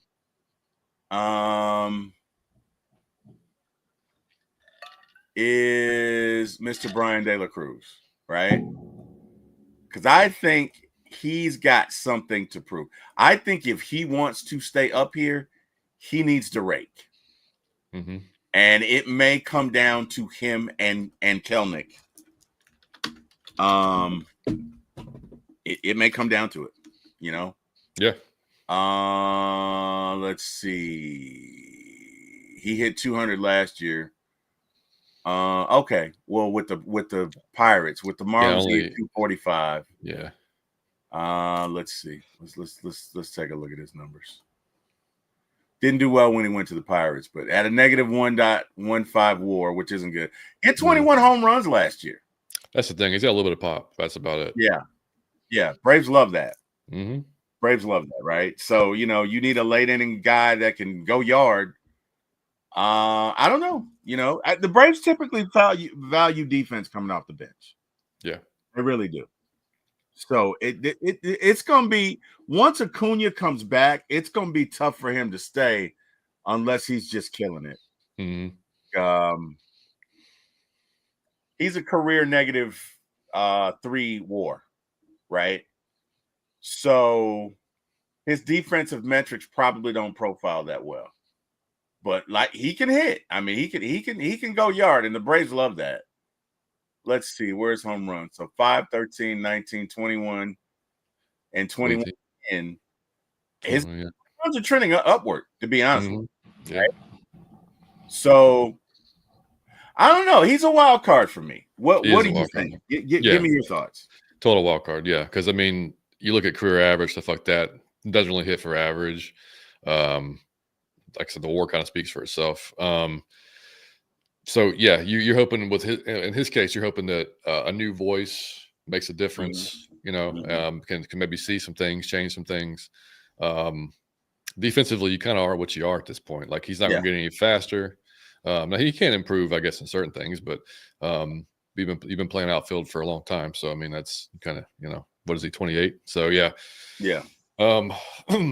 Yeah, I do think it's between him and Kelenic. So I mean, and I think Kelenic probably has the upper hand on it, especially going into spring. So as long as all things created equal, he's probably the odd man out, especially when Acuna comes back, because it'll be tough to stick on the roster for sure.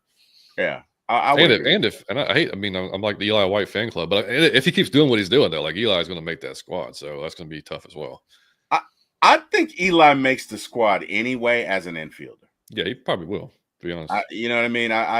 Because the reason I say that is the reason I think they have him focusing on the infield is because think about it. This guy can play 6-7 positions. Yeah.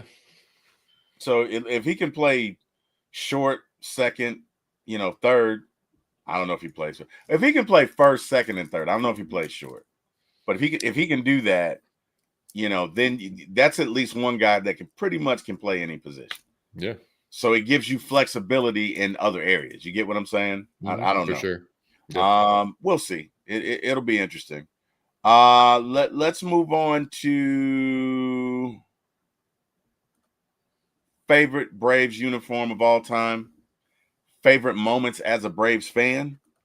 Let's start with you, John. Give me your thoughts. The uniform is a tough one, man. I'm gonna start with this.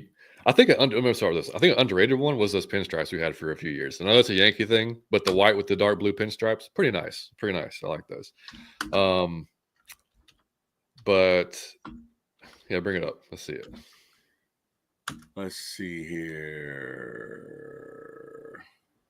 I should have said Atlanta Braves because now they're gonna go back to Boston. Atlanta Braves. Wait.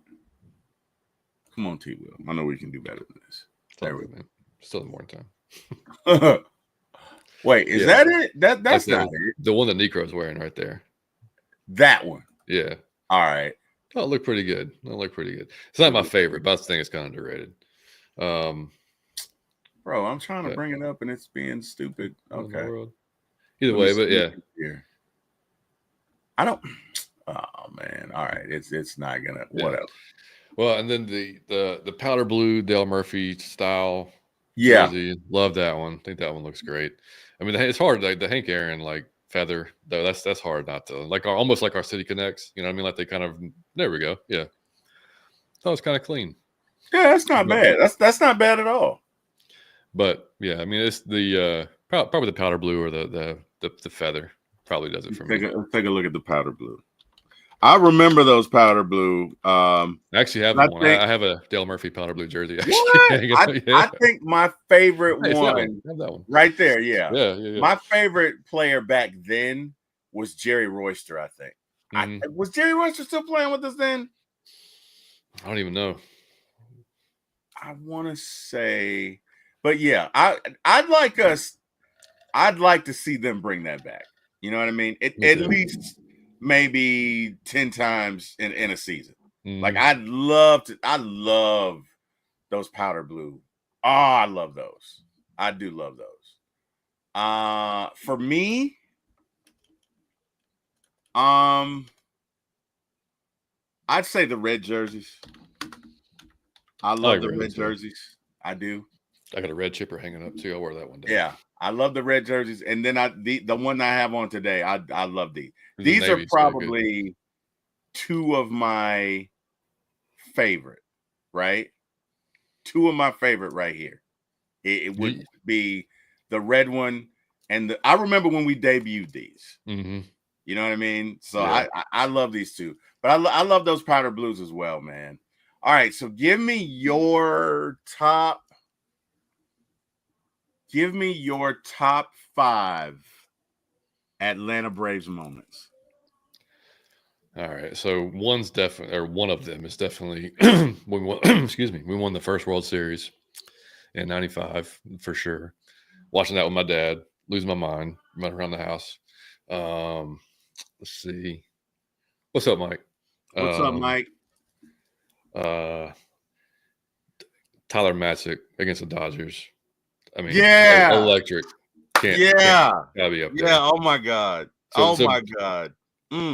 Soler's home run, when that whole World Series, but that's got to be that's that home run in Game 6. Yeah, where he crushes it and looks back and is like, I told y'all. I told y'all what was going to happen. In the parking lot somewhere, they're still looking for it. It's still going. It's still going, John. It hasn't landed yet. It's been 4 years. I think it was against Jonathan Papelbon. Chipper just smashed a home run off of. Oh, and Papelbon was talking shit or something like that. Yeah. Yeah. I just thought that that was fun to watch. Any Bobby getting ejected was always top finish Oh, for me. yeah. So those were funny. Because Bobby was going to get his money's worth. 100%. Yeah. You know what I mean? Especially in the later time. years, Bobby'd waddle on out there. You know what I mean? You know what I mean? And you knew it was coming. You knew it was coming. Yeah. Yeah. I love it. And then for sure, and it's generic, but when Sid slid against the Pirates, I mean, I was like, Braves win. I was like 11 years old. I knew what was going on, but I was going H. I was losing my mind running around the house, because it was a magical season. But yeah, that's definitely. I'll probably think of some other ones too. But you go ahead. All right, so that one was one of my favorites, not just because of what happened, but because I have a funny story to tell about it. It wasn't funny then, but it's funny now. So my wife and I, this was October 92. We got married in March of 93. So we were still dating. And we were at one of her uncle's house. And this uncle liked to drink and did not like a lot of noise when he did drink. Okay. Keep that in mind. Okay. It's 50 people at his house, and we're watching the Braves playoffs game. And I think this is game 7. Yeah. It's game 7, right? So he's agitated the whole night. Y'all stop making noise. Y'all stop making noise. Y'all stop making noise. So I think about the 8th inning, he says, if y'all do this one more goddamn time, I'm going to get my shotgun. Nobody's paying him any attention, right? Because we're like, whatever. Who the hell is going to do that, right? Right. Who the hell is going to, man, we're watching the Braves, whatever. Sid Bream comes around to score. Everybody in the house loses their mind. Skip Carey, Braves win, Braves win, Braves win, Braves win. All of a sudden you hear click, click, which is the universal sound for get the fuck out. What? Her uncle comes out with the 12-gauge shotgun, clears the room. Holy shit. I've never seen that many African Americans running at the same time in unison trying to leave a place. Okay? You got folks run. It was a mess. Like, I will never forget, but it was also great because we won. But I will never forget that. Because it was like, yeah, Braves win. Click, click. Oh, shit. He was serious. Let's go, Kim. Let's go. Damn. But he's my uncle. I don't give a shit, Kim. Let's go. We're out. We got to go. We got to go, Kim. We got to go. Okay? I've seen what those things can do. It ain't good. So that was one. I will never forget that. Because it literally went from euphoria to, oh shit, we really gotta go, Kim. Yeah. We'll celebrate later. We gotta leave. We don't have time to get refreshments, Kim. We gotta roll. Yeah. So there's that one, and you came up with some good ones, man. It's hard not to have those in your. If you're a Brave, you know what I mean. Like it's hard not to have those. Yeah, you can. So I got to pick some different ones. You pick those. Was it Keith Lockhart? Who was the guy? Brooks Conrad. Yeah. Brooks Conrad hit that grand slam, and he thought it's a pop out. So he's like, "Oh shit!" He's at first base. They're like, "No, run!" And he's like, "Really? Oh shit!" And he runs around and scores the winning run. And the Braves came back from 10-0 to win that game. One of my favorite all time. That was just because that game started out like, oh, this is bullshit. And just for it to end that way, what a day. And it was a day game. Yeah. It was a day game. What a great game, right? That was a great game. Then there was the game with Chipper, John Smoltz, Tommy Glavine, and shit, who else? Oh, and Jeff Francoeur when they were in the booth. When Ozzie hit that home run to win the game. Yeah. Oh, that was the best. That was fantastic. That was the best. That was one of the best. Because the thing about, I'm old enough to remember when they played. So I'm reliving the history as I'm watching my favorite Braves team play. Like, that was just great, man. That was great. And when Ozzie hit that home run, I'm like, oh, my God, perfect ending. Like, are you kidding me? And the thing I love about Ozzie has a little bit of edge to him, right? Mm-hmm. Like, you wouldn't think him because Ozzie got an edge to him, right? When you're that little, you have to. Right. Yeah, I mean, Ozzie stood up there, right, waiting for that pitch.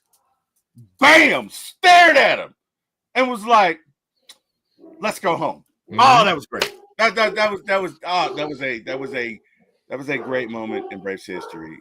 Just one of my favorites. So there's that, right? That's 3.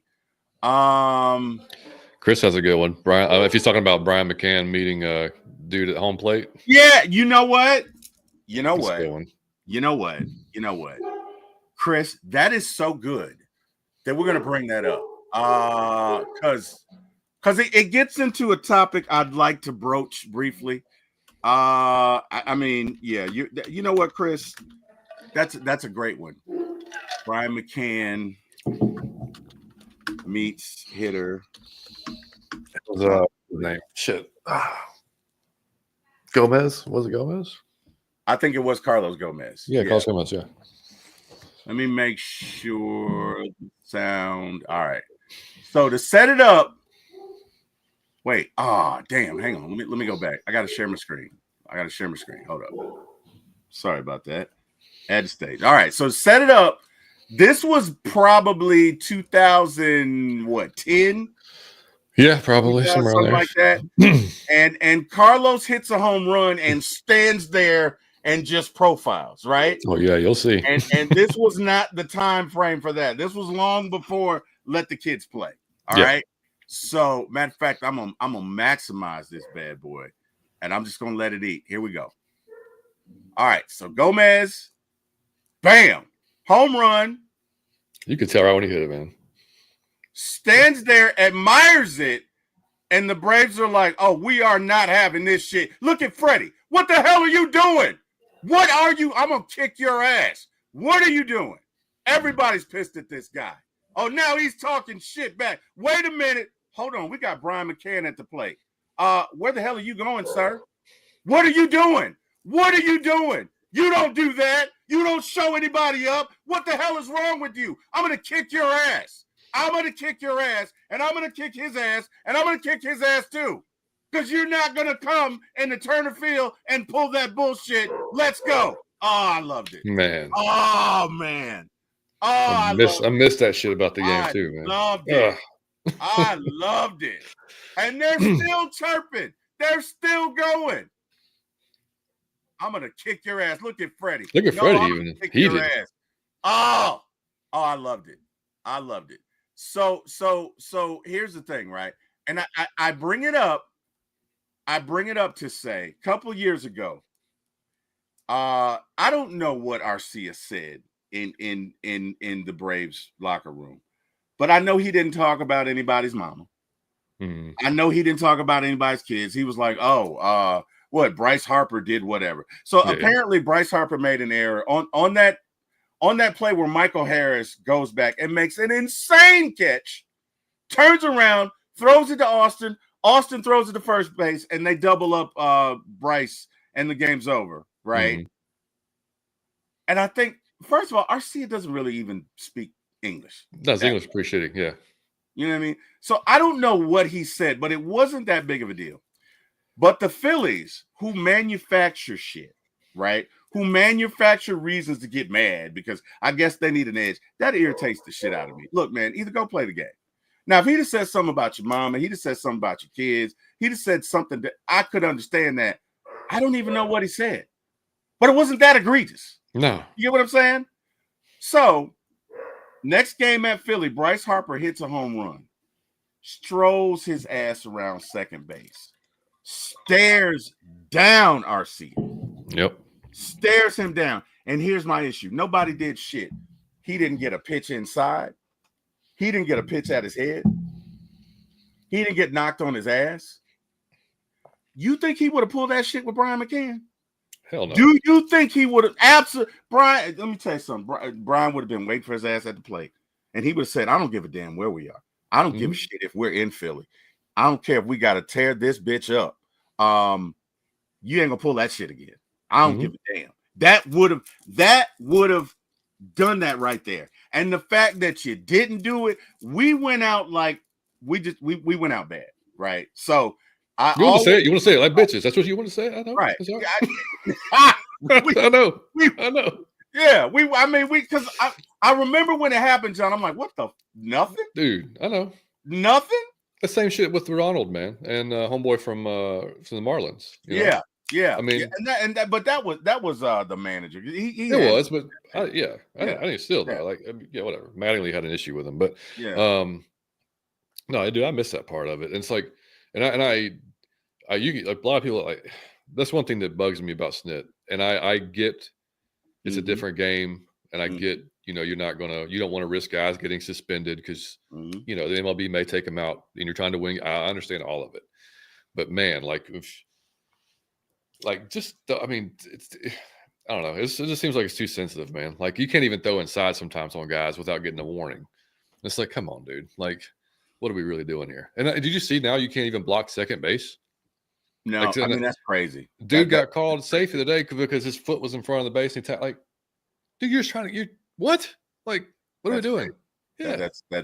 Yeah, that's crazy. But yeah, John, I was agitated by that because I'm like, look, if you're gonna lose the game, fuck it, man, make a stand. At least they know. Yeah. At least they know. Bring in the last guy in the bullpen and hit him. Yeah. The guy ain't gonna need for 2 more days. Like, do that. Right. Fuck But it if he gets suspended. You can't just let him, bro. He came around and Arcia just sat there. Just stood there. Like I'd have been like, what the fuck are you looking at? Like you can't, bro. Your energy, it matters. Your energy, I did not like that, man. I didn't like that. So yeah, I'd have to add that one to my tale of that one with Brian McCann, man. That was legendary. Yeah, Love for that. sure. And then like for me, yeah, I guess I'll go 1995 Game 6, World Series. Dave Justice. Yeah. Hey man, we need the fans to come out. And I tell you what, he walked in like he talked and got up to the plate. Thank God. Bam! Yard call. Let's go. Tommy Glavine says, hey, I'm gonna make that stand. That's all I need, Dave. Let's go. Ball hit the center field.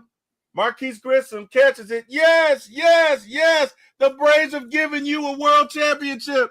Finally. Yeah. Hey, let me tell you something, man. One of the greatest moments in my life. Was driving home from my on my way to work and leaving from work and just had to pull over, man. Just had to pull over, take a moment for myself. We lost it in 91. Shouldn't have lost it. God damn it, Ken Herbeck, wherever you are. You suck. You threw Ronnie Gann off that base. But look, 1995, man, just a great year. Meant a lot to me. So definitely one of my favorite moments, man. Definitely one of my favorite moments. We'll never forget it. Remember where I was? I was on 285, driving home past Memorial Drive. I remember Marquise Grissom caught the ball. I pull over, and I just had to take 5 minutes for myself and say, wow, man, I cannot believe it. Because that was the first Atlanta team ever in any sport to win a championship. Yeah. And they really gave our city some legitimacy at that point. And I will never forget that. I'll never forget that. I'll never forget the 2021 World Series when Dansby gets it. And I don't know what the fuck Ozzy's doing, but he's like, all right, I'll go to first. Throws to Freddie, and we win it, and I freaking lose it. Oh, my God. I scared my poor mother to death. I came and ran. I was like, Mom, we won the World Series. And she was like, what the hell is wrong with you? Yep. And it was, oh, man, just great. Just great moments. So I'm hoping we get to relive that again. Hey, Lisa, how you doing, Miss Shepard? Doing all right? Enjoyed doing the Atlanta United show with you last night. It was fun. We got Miss Christy Lewis this morning. How you doing, Christy? What's up, Christy? Christy coming to us from Mississippi. Chris is like, hey, laugh loud at John. And we did go out like, yeah, we did. Like, that was whatever, man. But yeah, no, that's good segment, man. Definitely enjoyed that. All right, so onto a subject that pisses me off. Dale Murphy, and I'm going to throw Andrew Jones in there. Right now, I saw Dale Murphy play, and for about 3 or 4 seasons, Dale Murphy was the best in baseball, and it wasn't even close. It was not even close. It was not, and you could argue, okay, for the rest of his career, he wasn't. But for 3 or 4 years, he was the best in baseball, and it was not even close, right? So and I've seen guys get in for less. You know, I've seen guys just be good their whole career and get in. Dave Murphy was I'm sorry. Dale Murphy was otherworldly for 4 years. For 4 years, you could not touch him. You could not touch him. Okay? The only center fielder better than Dale Murphy for those 4 years would have been Jesus if he came down to play. Like, that would be it. Other than that, nobody. Nobody's touching him, right? And it is freaking damn near 50 years later, 40 years later. Golly, it is. And we're still talking about this. Is ridiculous. It is ridiculous. Veterans Committee, can you just go ahead and vote him in already? Could you please? That's how I feel about it. John, give me your thoughts. Yeah, dude. I mean, you saw more of him play than I did. I caught the tail end of his career, but he was like my first favorite Braves player, you know? Mm-hmm. And I'm just bringing up, because I was curious. I mean, in a world where, like, and I'm not shitting on Tim Raines, but where Tim Raines is in the Hall of Fame, like, we got to put Dale Murphy in the Hall of Fame. Like, it's he's got to be. I mean, 398 career home runs, 1,266 RBIs, 161 stolen bases. Career batting average wasn't great. It was 265. But like you said, it was for those few years. I mean, like, really damn good. Yeah, I mean, just in defense, played great defense.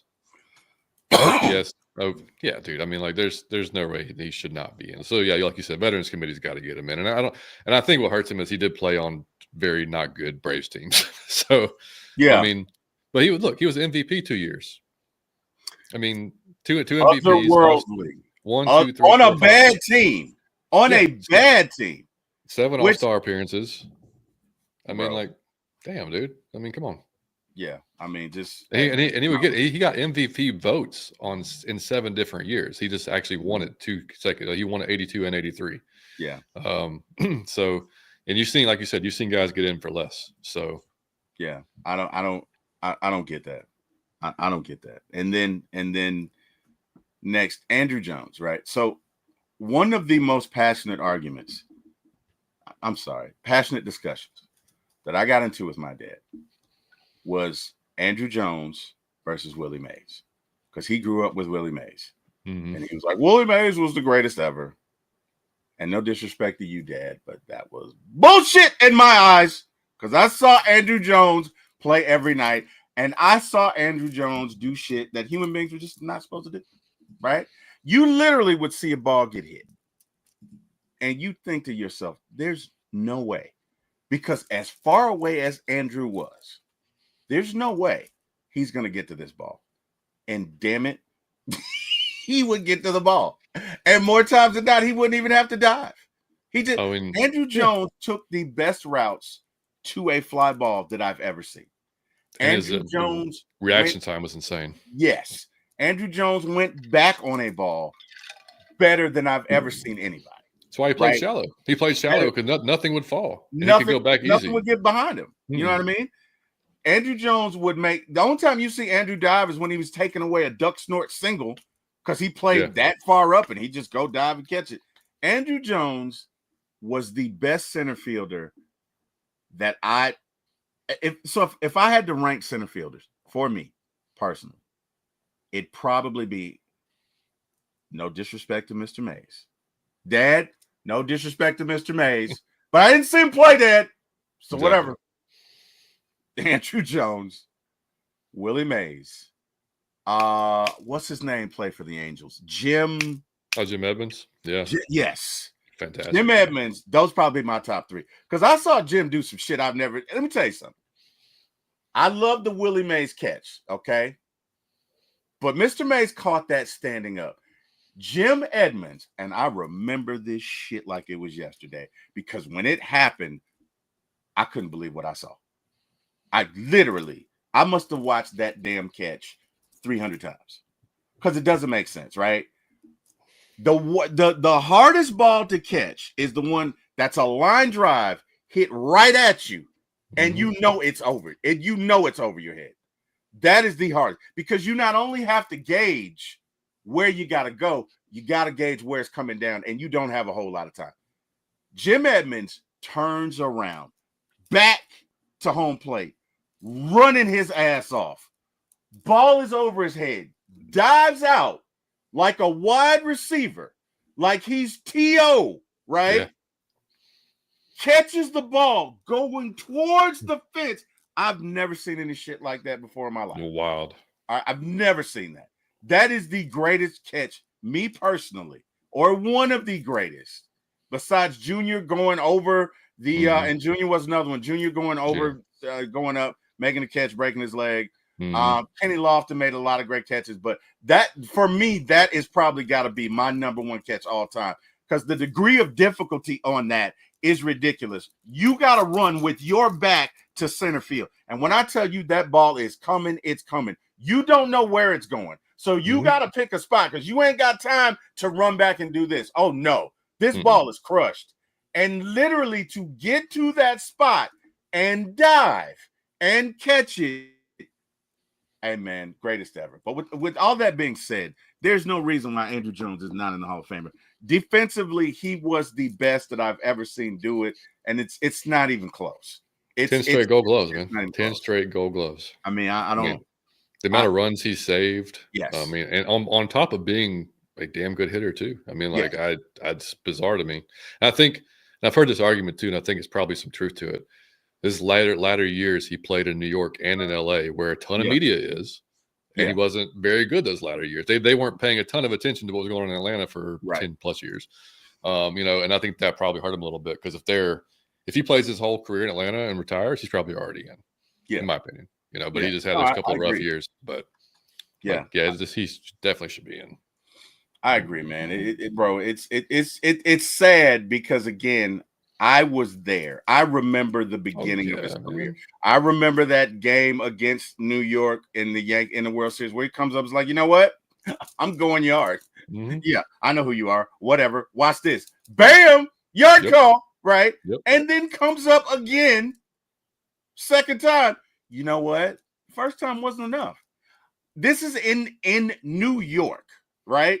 So you're talking, hey, man, those New York fans, I know Philly fans, but those New York fans are nothing to laugh at. They can be unpleasant. Especially There's no telling what they're saying to this 18-year-old kid. And he does it again. Bam, even farther. Check this out, Yankee fans. Bust this. Bam. First debut game. First game ever in the World Series. Goes yard twice, right? Are you kidding me? Are you kidding me? Come on, man. Let's be serious. No, got to fix that. All right. So last one I want to talk about today.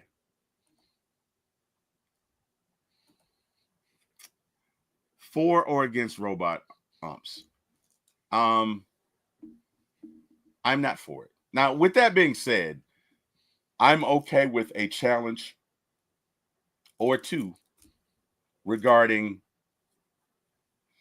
call strikes, right? Maybe even 3 if you get to, I'm okay with that. But robot umps, to me, would take out the human element, and I just don't think human beings want to see that, right?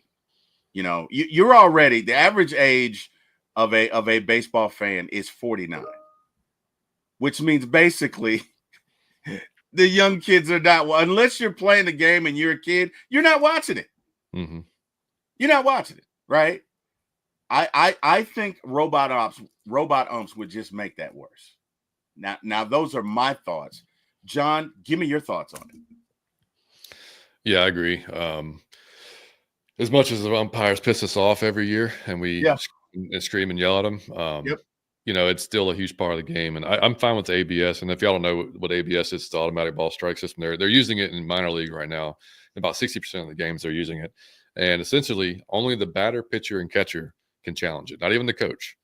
So one of those 3 guys can challenge the pitch if they believe it was either a ball or a strike. And last year they used it in minor leagues. They said it only added an average of 17 seconds to the game. So it's really quick. So as the home plate ump's calling it, like there's the software, whatever it is, the cameras and whatnot, this Right. ongoing the whole time. So they can get a quick answer really fast as to where it was a ball strike. So and they use the same technology as they use, like if y'all seen in tennis, like where the ball either hit like, on the out of bounds line where you're seeing it like literally it'll be like a freaking centimeter on the line, something like that. They use the same technology for this, so they can really get it. But it's like, I think, two challenges, and then like if they get both and they get a third one or something like that, I think is the rule. But yeah, I'm fine with that. As far as robot umps, no, and I think I heard Pierce Johnson talk about it in an interview. They actually asked him about it, and he said what he's seen is when they just tried that out is a lot of guys just sitting there not swinging, like just basically just waiting to walk, and it's like walking their ways. He said basically walking their way to the majors, Right. Yeah, Right. and it's like nobody wants to see that shit. I mean, we watched that in 9U baseball when kids are learning how to pitch. That's when you see like a walk fest going on. That shit's terrible. Like Right. so, like you don't want to see that at any level of baseball, especially at the pros when you're paying to watch it or whatever. So yeah, I'm totally out on robot umps. But I am cool because look, you don't want a big situation in the game, calls it, gets it wrong, but you can challenge that one. Hey, great, because I am good with that, because you don't want that can swing either way, right? And you want to get it right, so I'm okay with that. But I don't necessarily want to see that, and look at it. I mean, human error is part of the game. You know what I mean? I look at, it's funny. I look at some of these games and I'm like, just imagine how history may have been changed if they had the ability to challenge. Like, what comes to mind is that game with St. Louis and Kansas City where the ump calls him, we'll call him safe at first, and he was clearly out. It was a World Series game. Yeah. And they couldn't challenge it. And if they challenged it, it'd be totally different. I also think of that game where the Braves played the Marlins in '97, where they bought a championship. Because Eric Gregg, wherever you are, I hope that your cereal is nasty this morning. Because like his strike zone was ridiculous. He was calling strikes that were a foot outside. Like it wasn't even close. No. It was not even close. I think it was Livan Hernandez, and he's throwing breaking balls that like start in the, if you're a right-handed hitter, that start in the left-handed batter's box and end up with the catcher having to go like this. And I mean, go over 2 feet to catch it, and he's calling those strikes. So yeah, that they stole that series from us, as far as I'm concerned. We should have been the '97 World Series because it wasn't even close. But even with all of that, it's a part of the game. So whatever. I'm not for robot umps, and hey man, all good. John, we've been doing this for 2 hours, man. Hey brother, enjoyed it. Looking forward to doing this all season. Can't wait, man. To everybody in the chat, thank you for joining us. We appreciate that. Would not be here without you. And again, we just want to thank you because you guys make this great. You guys make this fun. John, we got a new Twitter account. So let's tell the folks about it. Yeah, man. You can follow us at the Morning Chop Shop on Twitter. And we're going to, like I said, if you're a Braves fan, man, follow us and we will follow you back. And we want to get, like I said, I'm well versed in Falcons Twitter. Like I know what that shit is like. I know what that dumpster fire is like every year. I've embraced it. Like, you know what I mean? Like I don't get too involved in it because I just can't. I'm just like, me and T were texting the other day. It's like there's so many things I see. I'm like, fuck, I'm gonna just get this motherfucker. Then I'm like, no, I can't. Don't do it, right? I can't do it because it's not going to do anything. It's not going to change anybody's mind, right? And you're probably going to get more pissed off because like he's just going to keep going in the same direction. So and they're just going to say dumb shit. They're just going to get worse. It's just going to get worse. They're just going to say dumb shit, right? So it's crazy, man. So if I actually do go at somebody, like it really must have got to me, and it's only happened once or twice on with Out of Your Falcon Mind Twitter, but yeah, so we're going to be any solid part of Braves Twitter. Feel free, y'all to follow us and come watch the show, of course, every Wednesday. But yeah, we'll be tweeting probably once the season gets started. We'll be tweeting during games. Terry and I both will have, we both will be tweeting. I think you'll probably be more active than Mike was. Mike just showed up, tweet some shit, leave, and then I'm sitting there dealing with it. So shout out to Mike wherever you are, man. Shout out to Mike. Exactly. Oh man.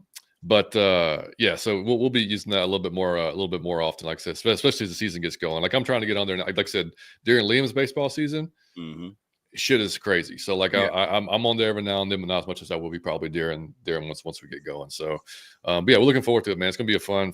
Regardless, it's gonna be a fun season, man. Just being able to do this and talk every Wednesday, and especially when the games get going, man, it's gonna be exciting. Yeah, man, I can't wait. I can't wait to see where this is going to go. I can't wait to kick the Phillies and the Mets ass. That's right, Mets and Phillies fans. I said it. What? Come holler at your boy. Because look, whatever. We're going to kick y'all's ass. $700 million payroll. And you know what, Bryce? Wherever you are with that little bullshit you did, we're going to kick your ass again. And you're still going to fail in the postseason. So whatever. Just like I hate the Saints, right? I hate the Mets and the Phillies with the same Agreed. with the same passion. So it's not going anywhere, right? It's not going anywhere, Mets. We own you, God damn it.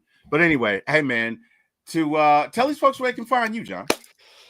Find me several places. The Morning Shop, out of your effing mind on Twitter. If you want any Falcons content or random, who knows what, at JBH311, my personal Twitter account, which I barely ever use, but I'm there. You can follow me there. And TikTok, Whiskey Fit Life, if you're interested in just fitness, health, my dogs, random shit. Who knows? I mean, I'm there on that, trying to get better at that. Not really good at it. Trying to get better. Mike's trying to teach me, so God help me. So yeah, that's where you can find me. Good deal, man. Well, hey, you know what? You can find me here, obviously, at 4MyATLSports 1. Again, the number 4, my ATL Sports, and the number 1 on YouTube.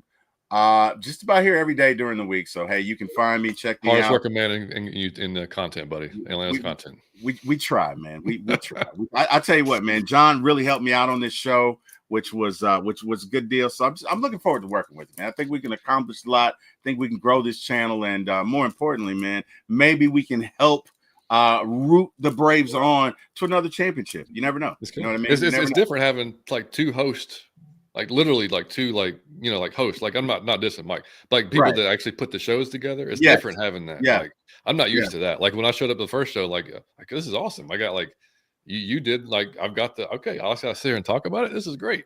This must be what Mike felt like. So like this is you know what I mean. Like that's just different, but it's cool. Like I said, because it's not easy to do. So like it's definitely gonna be a collaborative thing throughout the year. So it'll be something that we're all just we bounce ideas off each other. So like y'all will see different stuff. So MW, what's up, buddy? Good to see you, man. What up, MW?